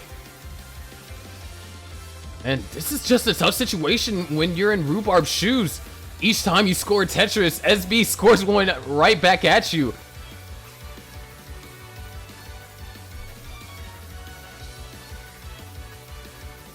$829,000 for SV, 701 for Rhubarb. Still down by the same 128,000. And now Rhubarb is actually in a little bit of trouble. Finding some good ways to navigate through it. Opens up the well. And knocks down a Tetris. Now actually SV running into some complications. This could be huge for Rhubarb. Rhubarb is in a position to capitalize. SV now having to do some insane amount of down stacking, able to throw that piece all the way over to the left. Rhubarb has closed the gap, now only 72,000 points to set up for yet again another Tetris. And, oh, a misdrop from Rhubarb, but still knocks down Tetris. Now only down by 44,000. The comeback is real. but of course we still have 29 play at hand as SV is finding ways to navigate through this. Oh, Rhubarb is going aggressive. Rhubarb is setting up for the dirty Tetris and knocks it down. 859, now only down by 26,000. SV is going to survive the dig, but Rhubarb has managed to find a foothold, and is Tetris ready? Waiting on the long bar. If he gets the long bar, and there it is, Rhubarb successfully takes the lead away from SV. SV takes it back with that triple. Just needs to get all the right pieces, makes a couple of adjustments. Now it's back and forth, line clear for line clear. SV set up for a dirty Tetris. He's going to commit to this, and he knocks out a dirty Tetris. Going to generate some separation, going to go for that triple. Meanwhile, Rhubarb, oh no, the missed T-spin for Rhubarb. That's going to be a little bit costly. As SV is now only a couple lines away from getting into an ideal position. SV goes to level 28 here. Rhubarb, on the other hand, also at level 28. SV is now ready to score, separated by 1,000 points here. Only a few lines left till level 29. A game now is once a 100,000 point advantage for SV is now turned into now only a 1 Tetris lead. And now SV is getting some tough pieces in the 29, but Rhubarb is not in an ideal position either. Rhubarb's got to survive this. Is actually set up for a dirty Tetris right there. Just under a max. And needs to get that piece all the way over left. Expertly done. Both players in a very comfortable position. Rhubarb is just slightly off the ground. SV now getting set up. No, it's going to take the triple. And Rhubarb, on the other hand, has to throw pieces over. Nice burns. But, oh, that left side is looking dangerous. Able to throw all these pieces over. Sets up a delayed burn. Needs to get a couple more pieces. Very nicely done, but SV is potentially getting set up. Noah's going to take another triple. Rhubarb still alive, and this is where the nerves are going to kick in. Both players having to survive over their play. Oh, actually, SV, can we see it? SV is set up. And there it is, Tetris for SV. Now goes up to a 60,000 point lead, and potentially trying to get set up for another. And another Tetris for SV, 1.1 million. Just continuing to compound the lead, making it more, starting to put even more pressure on Rhubarb. Now Rhubarb starting to run into some small complications, having to survive this in order to have a chance to come out on top. SV, oh, SV's getting set up for another one, and another Tetris for SV. Just really trying to kick a man while he's down, as Rhubarb can't do nothing, and it's going to top out at 1,056,000 as SV scores another Tetris. The absolute Tetris demon that SV is takes game number 1 in demanding fashion.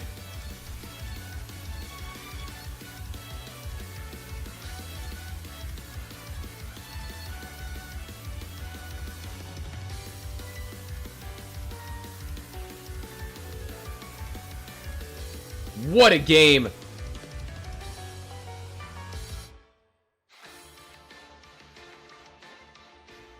Some incredibly stellar 29. And I mean, how are you supposed to compete with that?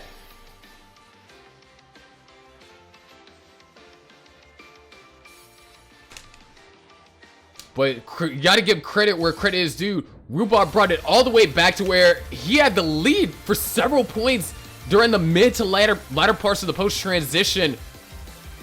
But as soon as 29 hit, SV just put so much pressure, knocking down Tetris after Tetris. But that's game 1. Game 2 is about to get underway as both players start to put their first couple of pieces on the matrix here.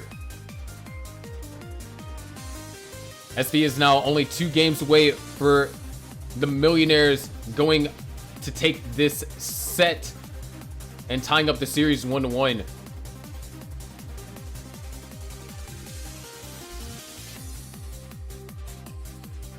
And dirty Tetris for SV. And oh, SV actually not going, decided not to go for that O burn. See what SV is trying to do here.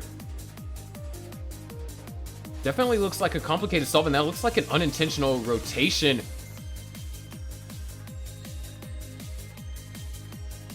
So SV is going to be spending some time burning, but same can be said for Rhubarb. So both players not having an ideal opener and are in cautious territory. I wouldn't say particularly dangerous just yet, as both players are able to almost navigate and get the well open at the exact same time. Rhubarb is the first to knock down a Tetris, has to deal with that hole. SV follows suit and has no hole to deal with. So a little bit of a rough start for both players. Rhubarb looks like he's going to actually go for row 2 here. Can be seen as a slightly aggressive move, but at the same time, we've already seen what SV is capable of. And just to kind of put it in perspective, if Rhubarb can keep the game close, the way that Rhubarb played the post-transition in game number 1, if they transition with similar scores, Rhubarb would have been the ones who have had a 100,000 point lead. Being down by 100,000 really put Rhubarb in a very difficult situation. Having him surpass SV's efficiency in the post-transition in order to just tie him.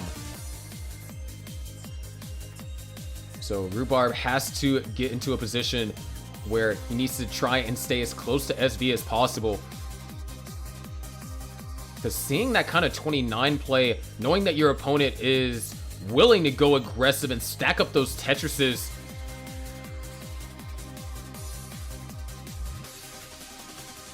it's definitely a nerve-wracking endeavor. And speaking about nerve-wracking endeavors, Rhubarb is... Oh, actually, that's going to be perfect. And not going to go and set up for the Tetris. And honestly, not setting up for the Tetris kind of made things a bit more prolonged. And just like that, another 100,000 point lead for SV. We're not necessarily looking at particularly high transition scores, but SV just been able to play this middle part of the pre-transition very efficiently. Rhubarb continuing to finally navigate through and knock down a couple of Tetrises.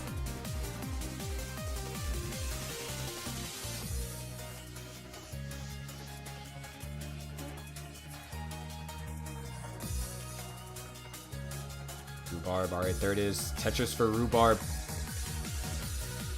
And as of right now, it looks like there's going to be not necessarily a stalemate, but a kind of an equilibrium position where neither player, the lead's not going to change until a player runs into, you know, significant amount of burns or even a drought.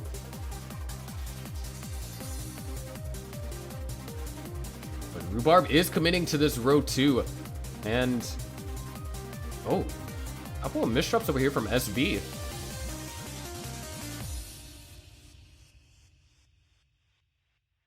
Personally like Rhubarb's decision to commit to this row 2, but it could easily backfire. The general idea behind going for row 2 Tetrises is to continue to maintain a similar level of aggression as a row 1 Tetris, or a similar level of efficiency as a row 1 Tetris, with a little bit less burning room.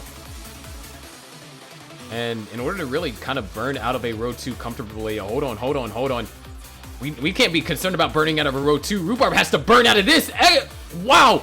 Getting that piece all the way over to love, opens up the well, knocks down a Tetris. And RG, give this man a second long bar. That survival was expertly done. And line spin over there for SV. As a matter of fact, SV not able to take complete advantage of that particular situation. And just like that, Rhubarb finds a way to burn out just in time for transition. 367 and now 472. SV is going to transition at 498.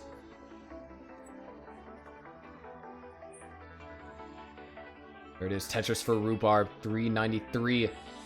SV not in the cleanest of positions that eyepiece is going to help, but Rhubarb is going to have to replicate the same thing that was done in game number 1, and then it's going to have to do something in post-transition. Misdrop is a little bit on the unfortunate side for Rhubarb. It's going to cost a couple of burn lines. Nice flat burn, enabling the following piece to open up the well for a Tetris. 450 to now 533. Another Tetris for SV here. And SV, no, it's just going to bring the stack all the way down. And oh, it looks like actually Rhubarb, I liked the idea that he was going for. The pieces just weren't 100% compliant to make it work as efficiently as possible. 485 for Rhubarb now, still trailing by now 132,000. As SV goes up to 618 going into level 22. Rhubarb is in trouble. He's going to be digging a little bit high up.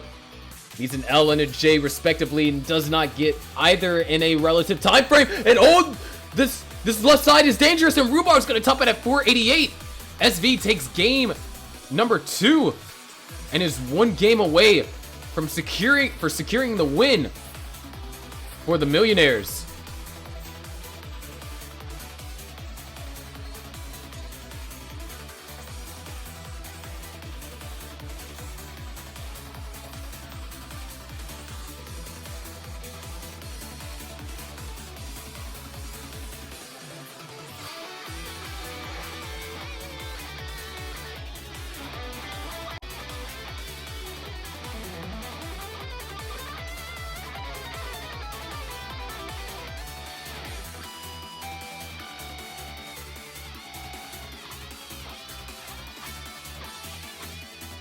All right.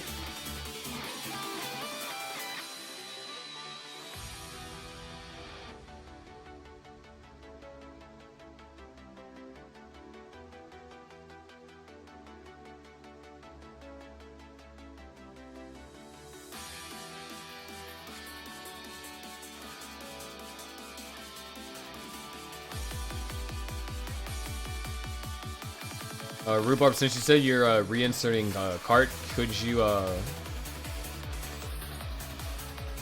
there we go. Yeah. All right. We have it ready from both players. Rhubarb has to win the next 3 games in order to avoid a mercy rule. SB only has to win 1. So let's go ahead and count them down. Here we go in 3, 2, 1. Tetris.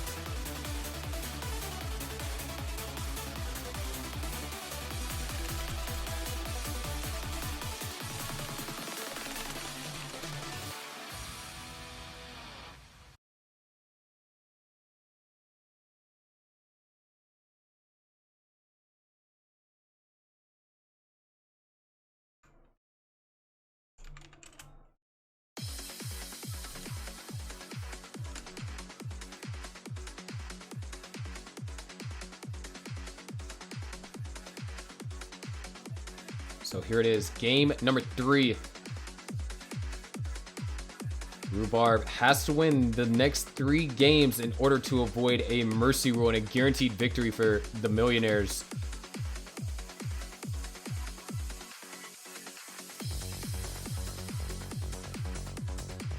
Rhubarb just has to take it 1 game at a time.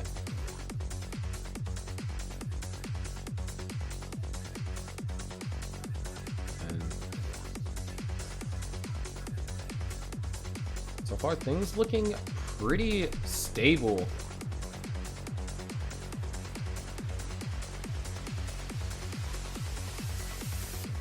There it is, Tetris over there for SV, 141 to now 117.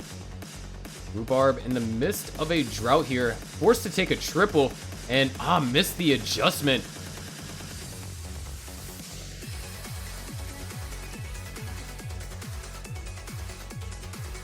This adjustment is going to cost a couple of lines, but SV isn't necessarily in a position to score quite yet. Is going to get set up for this dirty Tetris. Oh, this could get dangerous. We could be looking at an early top out. No long bar in sight. And SV is going to have an early top out. Rhubarb is good for game number 3.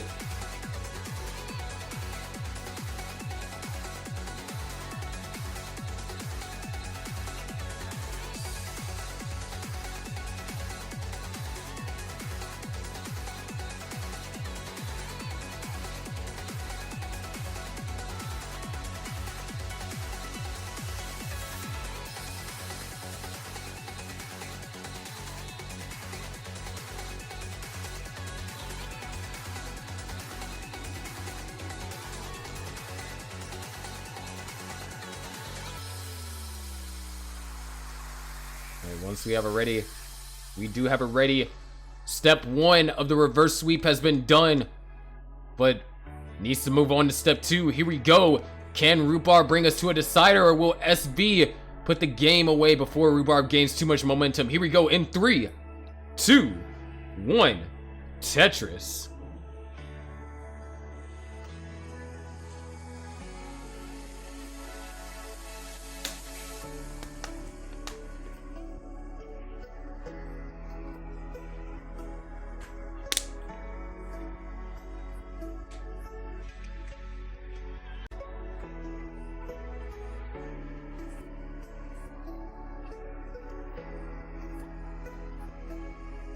So far, things look pretty stable here in the opener.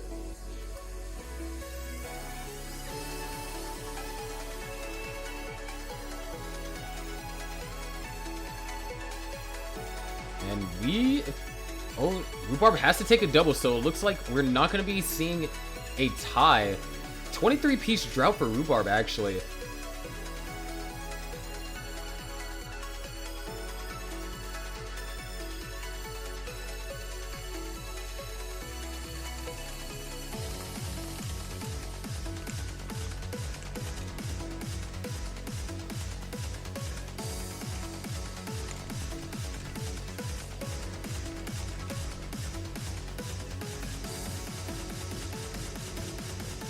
$137 now, $117.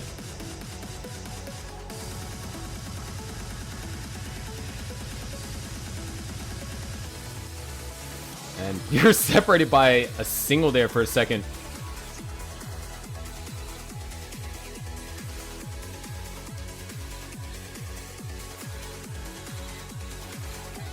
But right now, this is the best start that we've seen from both players simultaneously. Nice little vis over there from Rhubarb.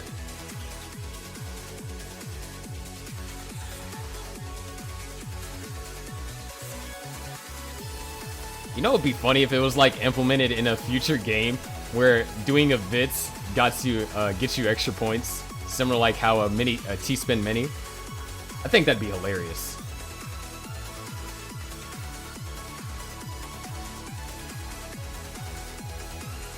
And Rhubarb kind of starting to fall a little bit behind here. Only going to be trailing by around a Tetris in pace. Yeah, trailing by around just under a Tetris in pace. So much closer than what we saw in game 1 and 2. Of course, Rhubarb has to maintain this. And oh, nice placements for SB there.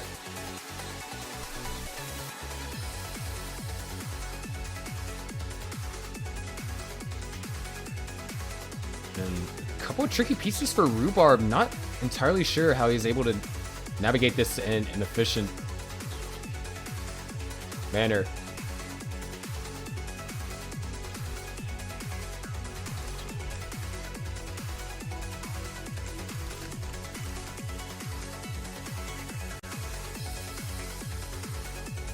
And wow, a 36-piece drought over here for SV.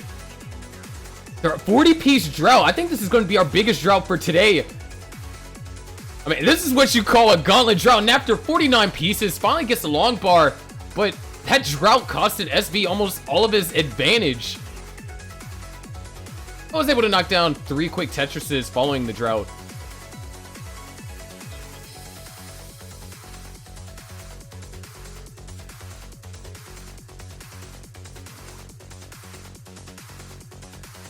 Meanwhile, Rhubarb, okay. I was confident that they weren't playing on the same piece sets, but RNG handing both players droughts at the relative same time. A slightly shorter drought, though.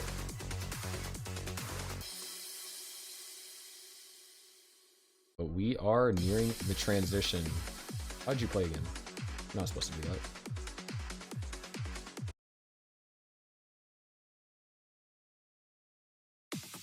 $520 and now $438.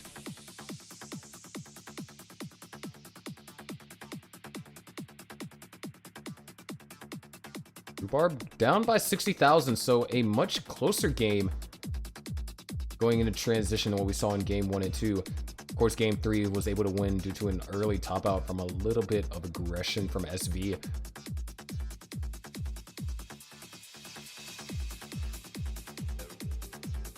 And yet again, we are being hit with another drought for SV. Not as long, only 21 pieces. And SV, borderline 600k. No, this is 600k transition. Rhubarb can get a high 500. But SV is almost guaranteed a 600 at this point. There it is. There's a Tetris. Can try and grab one more. And that is terrifying. A 641 transition over here for SV. Rhubarb transitions at 556. So almost transitions 100,000 points under SV here. This is going to be tough. Rhubarb is going for row 2. There it is. There's the Tetris for Rhubarb and another one for Rhubarb.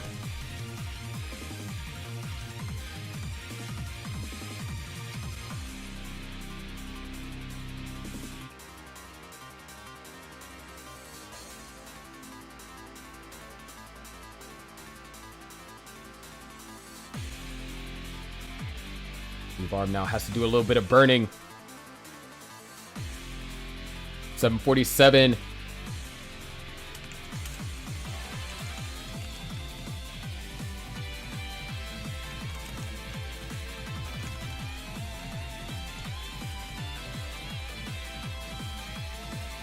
$779 now for SV. And Rhubarb at 661. Nice, able to open that just in time for Tetris. And same can be said for SV. But the thing is, SV 812 here at level 23. And this isn't a bad game from Rhubarb. As a matter of fact, this would be considered max out pace. But that's a problem when your opponent is on 1.3 pace before 29.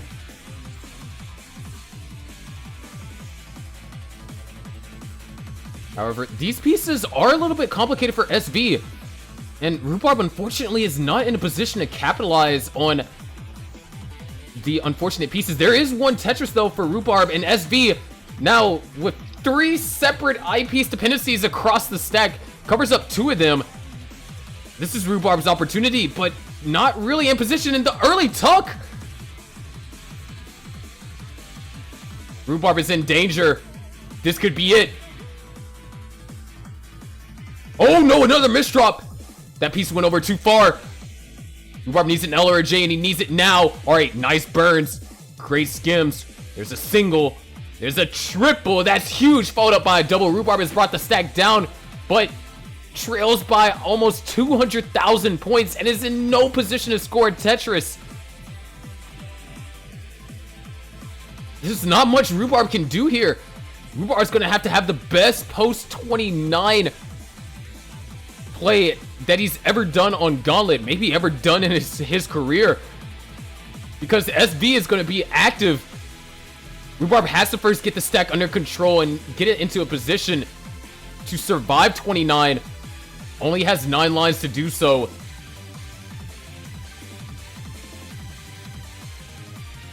Okay, Rhubarb's gotten the board under control. And there it is, level 29 play, 1,080,000 over here for SV. Well, players are on level 29 as fast as it can go. But Rhubarb trailing by over 200,000 points. And oh no, these pieces are not good. That left side, all right, great split double there, bringing the left side down. And oh, those misdrops, and that's it. Rhubarb tops out at 819. So we are still going to play the captain's match, but the Millionaires came back with a vengeance from their loss in sudden death on Monday. And they were able to win in Mercy Roll fashion. I believe that's the first Mercy Roll we've seen in Gauntlet playoffs.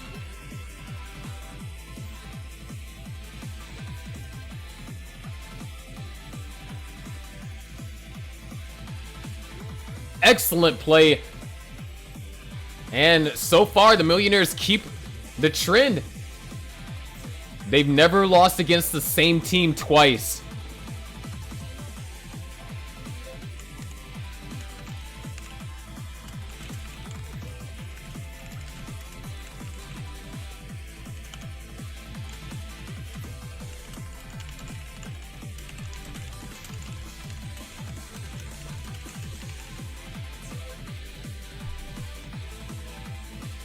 What a game, what a set. We still have one more match for you guys. That's, of course, going to be our captain's match.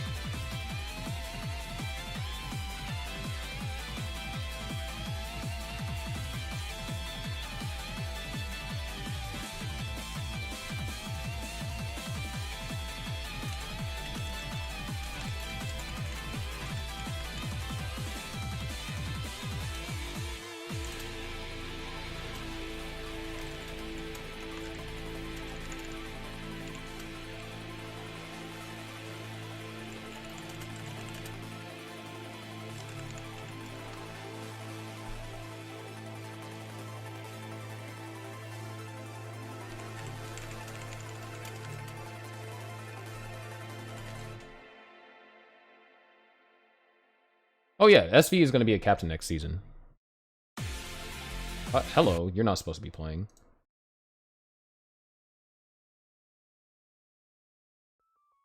I mean, it'll kill you eventually.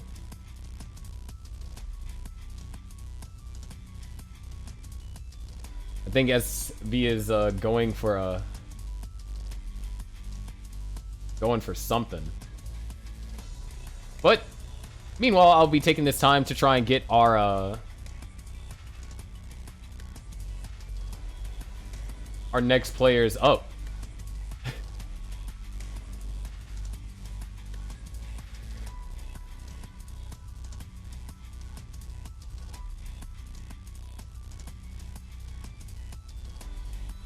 This dude's trying to go for the one. Wait, SV's playing on gym, right?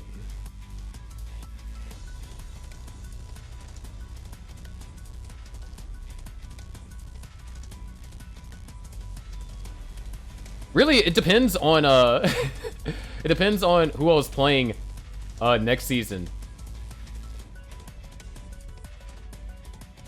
All right, there it is, 1.5. Let's go ahead and head into our intermission as we get our last match set up for the day. And also, all matches have been won with a 3-1. Isn't that kind of funny?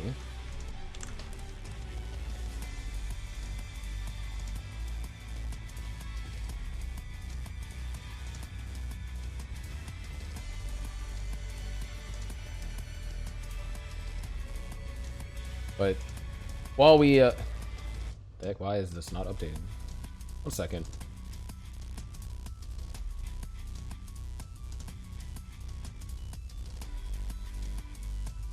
All right.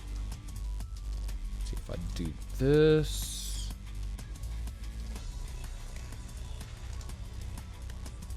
Should update, right?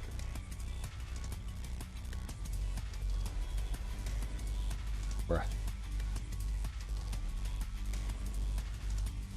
Why isn't this updating? What the heck? There we go. Alright. So everyone bear with me while we get things set up for our captain's match.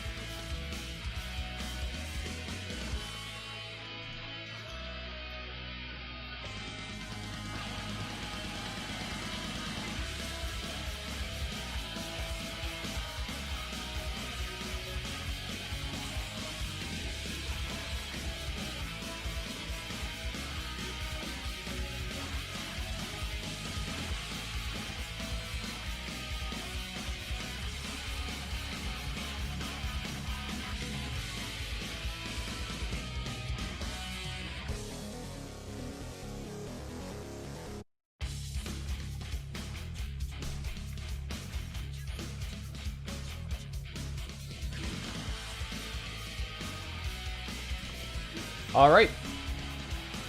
Think we got everything set up. So, give me a second.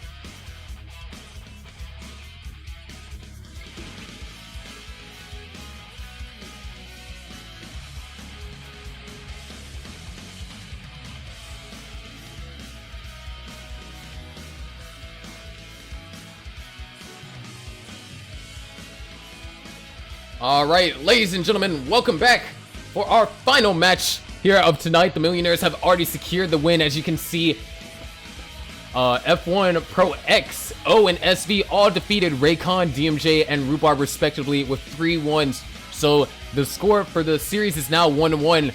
But can they do it with a 4-0? The first 4-0 that we've seen this in the playoffs. Or will Jerpadude make it just a 3-1? We will find out. But now it's time to go into our player insights. Because, oh man, we got some stuff for your captains here. As you can see, Miles during the regular season had a season record of 11-3, and the post-transition index for Miles has always been really strong, 85, making it to, you know, those level 27, level 28s.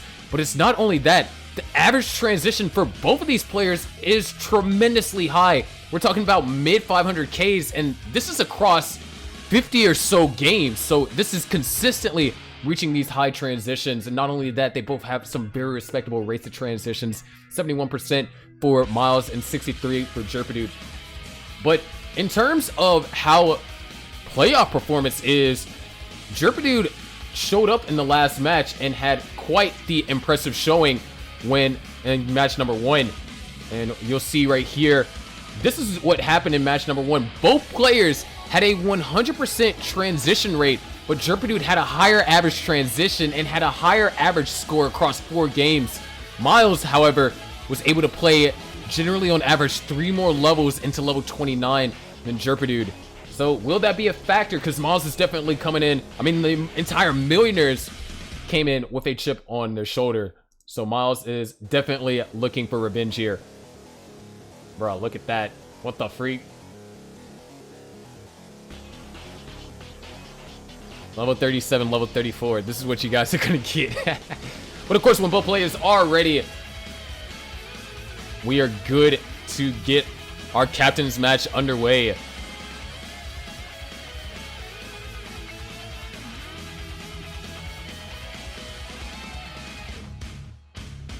it looks like we have it ready from both players. So let's go ahead and get them counted down. Here it is, our first game of captain's match between Miles and Jerpadude in 3, 2, 1, Tetris. And Jerpadude accidentally started on level 28.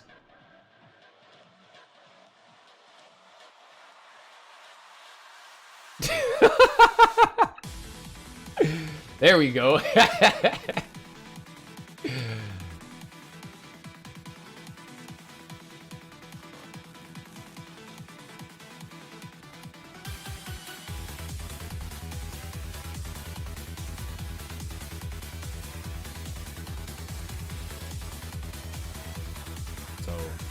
Here it is, our captain's matchup. Of course, Jerpadude and Miles are no strangers to Gauntlet. They both played in last season, but unlike in last season, Miles was just a player from TCGI, which stood for that one cold guy from Incredibles. And Jerpadude was the captain, was and still is the captain of the Sparks and Minos. And Jerpadude probably had one of the most impressive stat lines last season, having only one early top out throughout the entire season. And that one early top out was in sudden death up against, I believe, the Wavy Ones, if I'm not mistaken.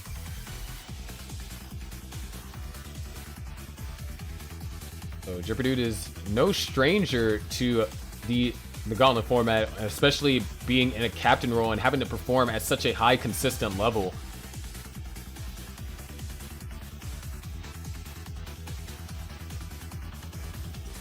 There's 159 to now 166. And Miles is, of course, going to be slightly ahead in lines since Jerpadude accidentally started on level 28.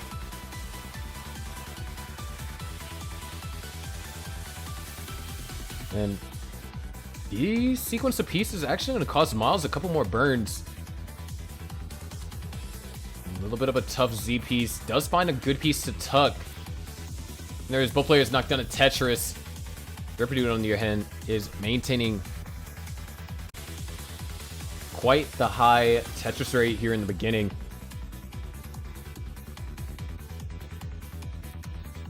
And this is kind of an interesting dynamic. Oh, a little bit of a misstep over there for Miles. But this is kind of an interesting dynamic that we have going on with this. Since the outcome of the team match has already been decided, these players don't necessarily have as much pressure as you would normally have. The only thing that would probably be pressuring them is impacting their stats for the season, or for at least the playoffs, and of course Elo. But I mean, it's Elo. 234 for Miles, 302 at 59 lines for Jerpedude.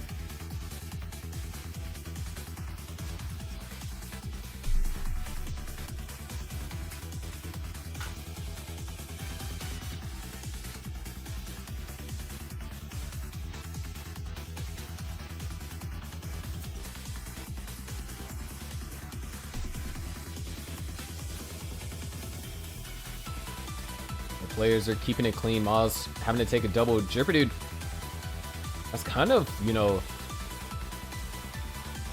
really tough position for Miles to be in. Isn't playing this bad, but Jerpedude is playing at potentially 650 transition pace, maybe even a little bit higher.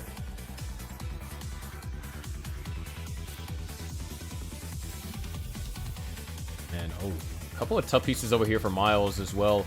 Does need an I-piece in column 2. Finally gets one. Now needs a J-piece to follow. At this point, I'm blessing the RNG. Just needs the long bar now. There it is. Tetris for Miles. And Jerpedude actually having to do some burning here. He's able to knock down a Tetris, but... oh, potentially missed the spin there.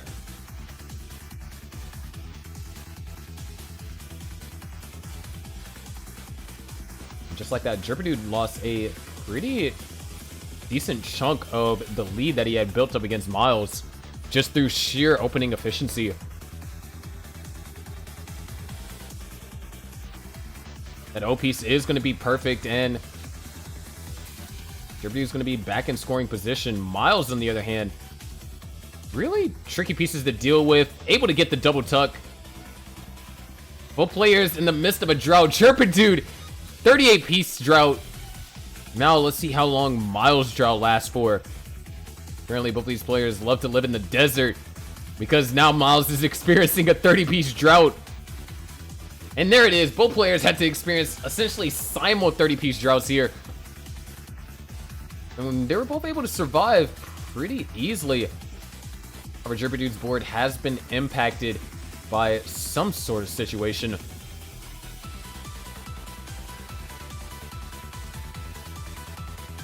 Miles will transition the next 3 burn lines. Jerpedude in the next 7. And Miles transitions at 464. Jerpedude can somehow try and get one more Tetris. And there it is. Tetris for Miles, playing a little bit with fire.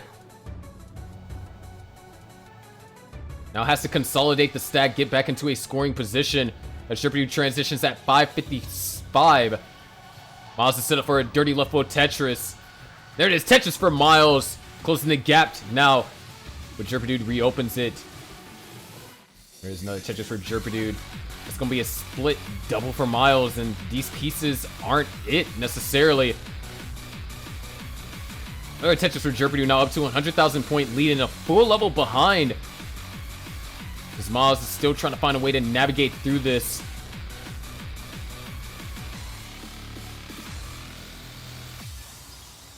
Good burns over here for Miles. Opens up the well. And there it is. Tetris for Miles. 566 to now 685. Miles has gotten the board under control. Is ahead by a full level. Almost 2. So Miles is going to have to start cranking up the efficiency here. There it is. There's one Tetris. But Jerpedude runs into a situation that could give Miles a golden opportunity to kind of get back into this game. At this point, Jerpedude could have a potential lead of around 200,000 points, which is definitely not insurmountable. We've seen Miles almost chase this down in the last match that he had up against Jerpedude here on Gauntlet.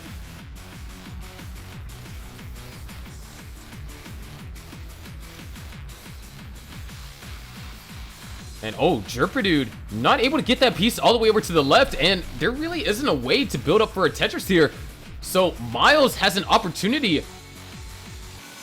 Just needs a long bar and needs one soon. These pieces are not necessarily favorable.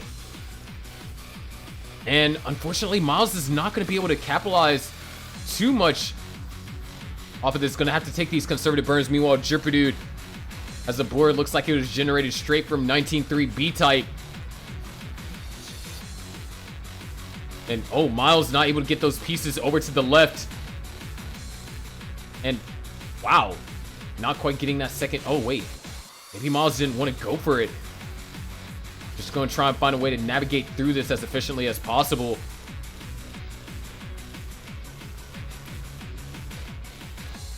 $752 to now $830. Jerpedude is just about cleaned up.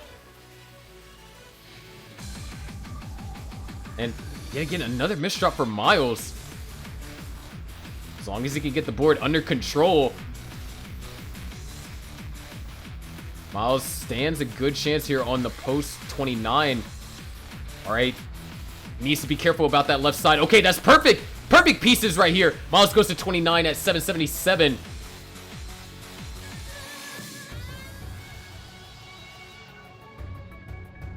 Jerpedude, meanwhile, at 924. Like that 959 can try and grab one more. Miles needs to get a piece over to the left. Nice 5-tap there, but hangs the next one and hangs on top of that. Miles can try one more, and that's not going to happen.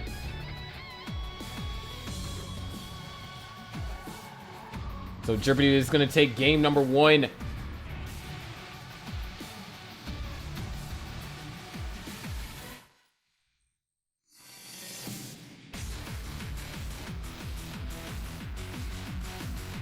course, when both players are ready, we can get straight into game number 2. All right, both players are ready. Let's go and count them down.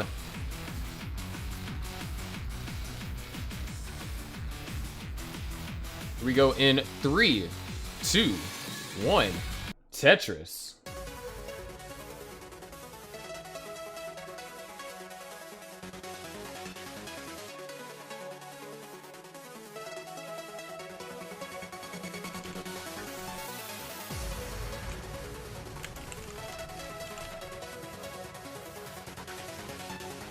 Game number 1, Jerpedude took pretty convincingly. Did get into a situation so Miles had an opportunity to try and make a comeback. Just was unfortunately unable to capitalize.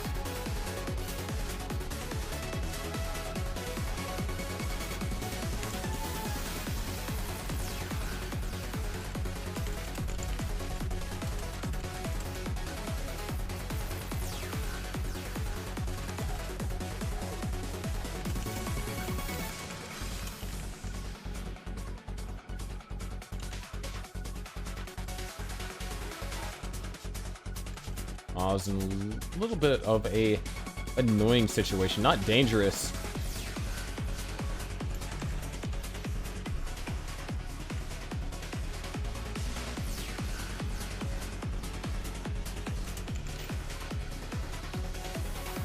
But also Jerpedude with quite the unfortunate build, so Miles has the opportunity to kind of not allow Jerpedude to build up the same lead that he built up in the previous game.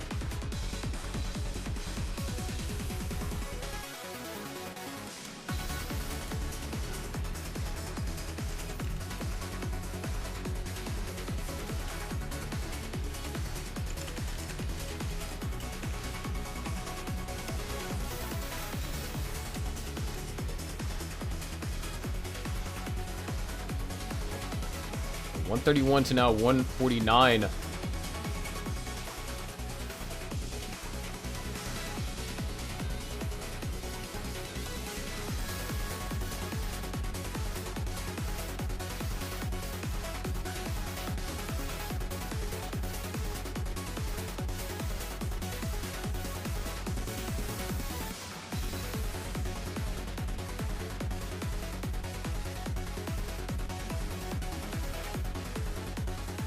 Seems like Miles not really able to counter Jerpadude entirely.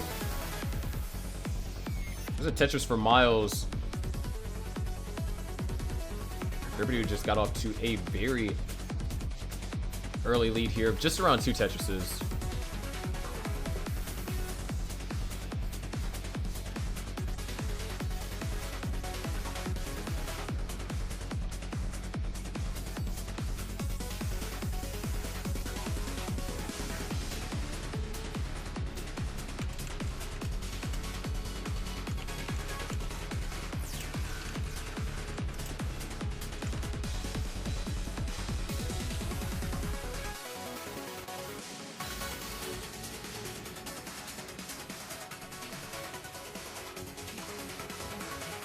$274 to now $293. Jerpadude also kind of having to do some burning, so Miles is actually going to be able to take the lead here.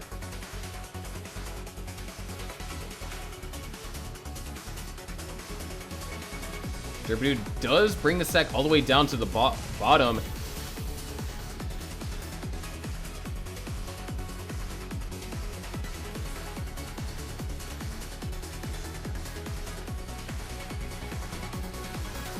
Tricky placements there. There is Tetris for both Jerpadude and Miles, but Jerpadude now having to do some more digging here.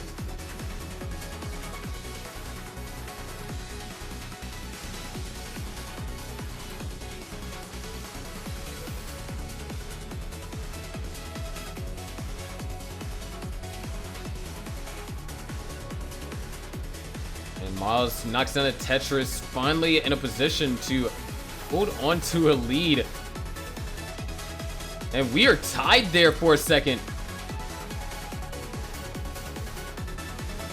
Jerpadude knocks down a Tetris. Miles follows suit. And Jerpadude's gonna push down for 1 point to avoid a tie, but Miles with a misdrop.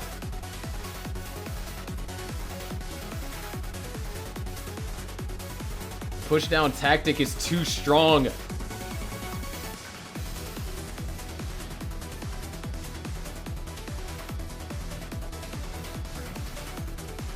Miles now in a very precarious situation. Beautiful split triple. We're only a couple lines away from the transition, so Miles would like to chop this down at least a decent amount. Not have to worry about having super precise execution.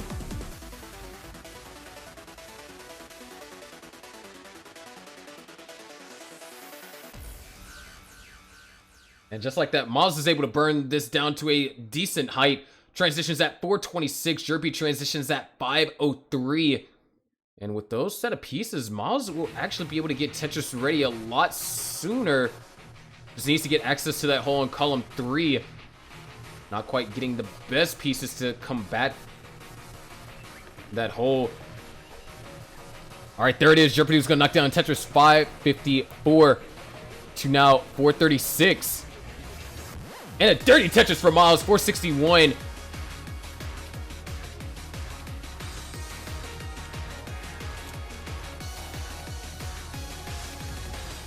And oh, that hang for Miles. Oh no!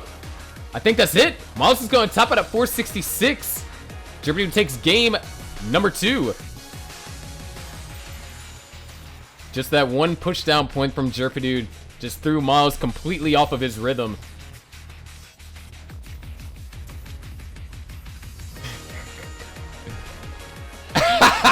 I knew it. I actually knew it.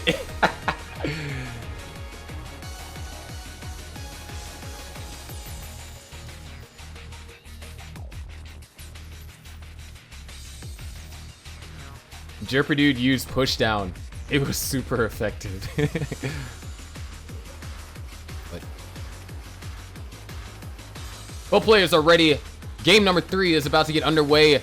Can Miles start to perform a reverse sweep, or will Jerpadude allow the Sparks and Minos to at least walk out of the way of this match with a 3-1 loss as opposed to 4-0?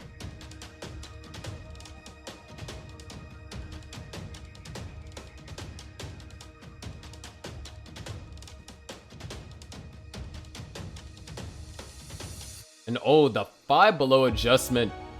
over there from Miles.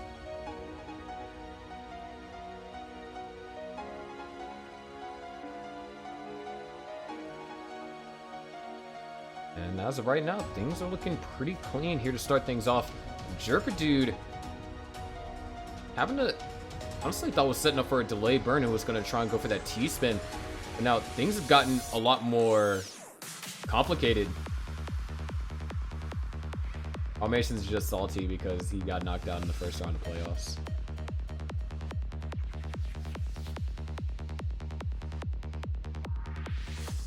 It should be me.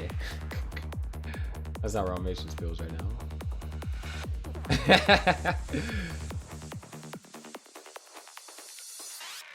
Glad you're able to stop by, Raw Nations. And looks like both Dude and Miles kind of exchanged positions, where Dude was having to spend a little bit of time burning. Now it's Miles' turn. And Miles is now actually set up for a column 4.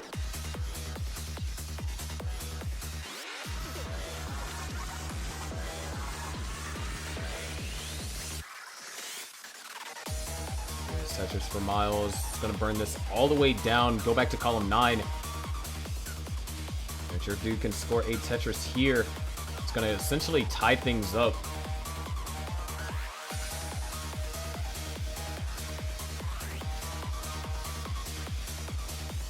And for the opener, not necessarily the strongest opener for either player, but still very respectable. 153 at 40 lines, and make that 176 at 44 lines, and 157 for Dude at 45 lines.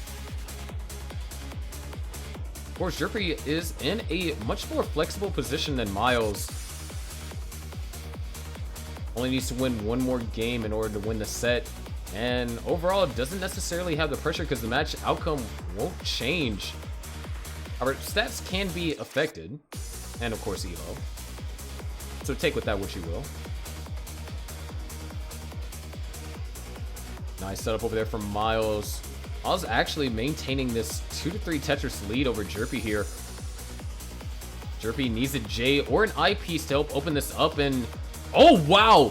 Delay burn set up over there from the double S and the Z. Such a clever delay burn over there by Dude, and it gets rewarded with a Tetris. Dude's actually finding a lot of efficient solves here. 315 for Miles, 218 from Dude. So it looks like things have taken a complete 180 as the pendulum swings in Miles' favor.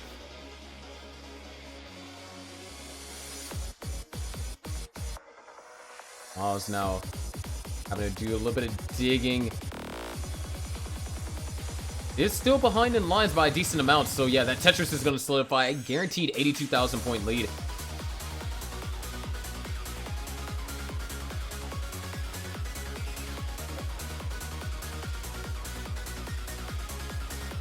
Tetris for Miles, 391 and now 309. Dude going with a lot of overhangs here on the left-hand side. Does get a T piece. Would love a J, 2 J's actually. There's one. And there's the other. Oh, there's a third one. That's even more perfect. Allow Jerpy to knock down a Tetris and try and essentially match Miles' efficiency here.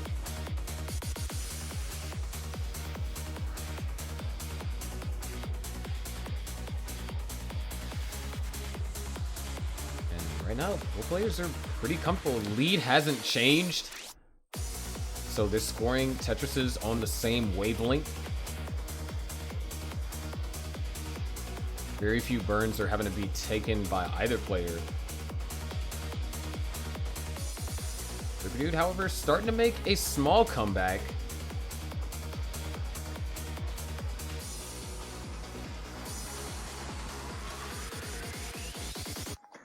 .506 for Miles, 448 for Jerpy.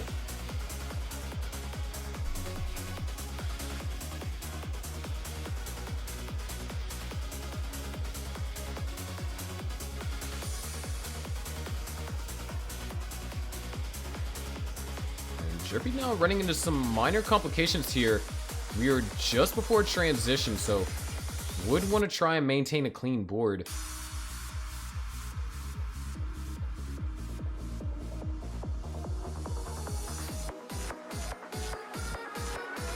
As the well open, just needs one more long bar. There it is. Drippity transitions at 460. Miles transitions at 564. Oops.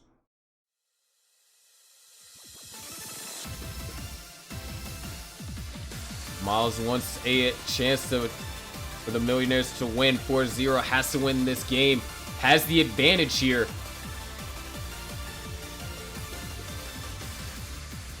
$642 to now 564. Drippity is a full level, or not quite a full level ahead, but is ahead by a couple lines, giving Miles an innate pace advantage. There it is, another Tetris for Miles.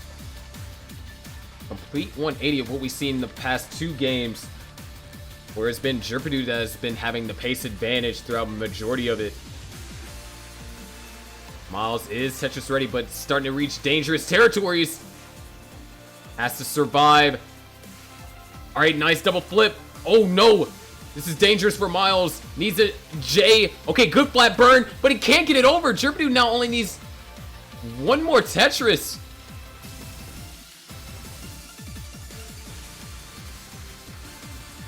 One more Tetris. 676 is the score that Drippity needs.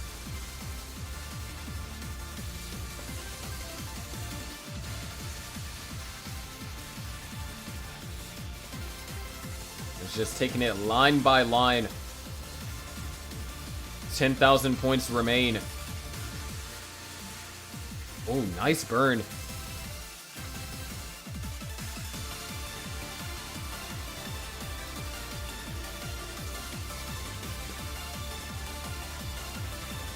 And this single should do it.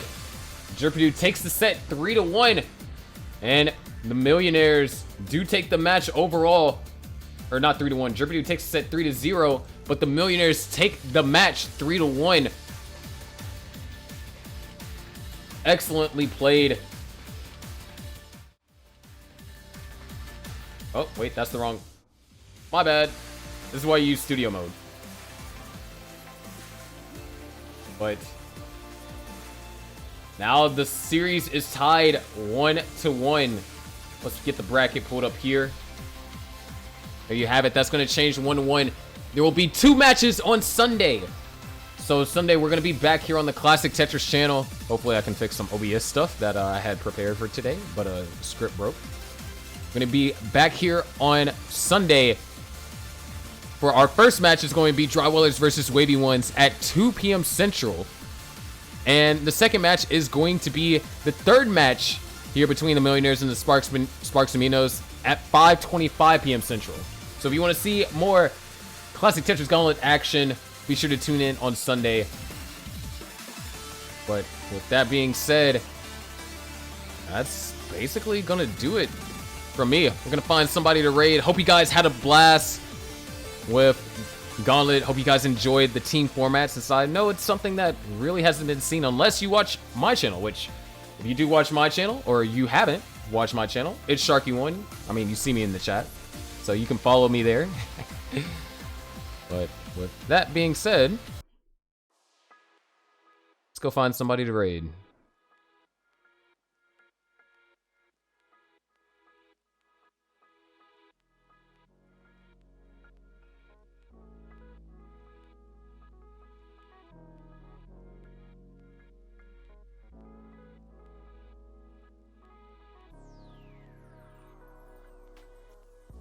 I'm gonna send you guys over to Roman, who's restreaming a match.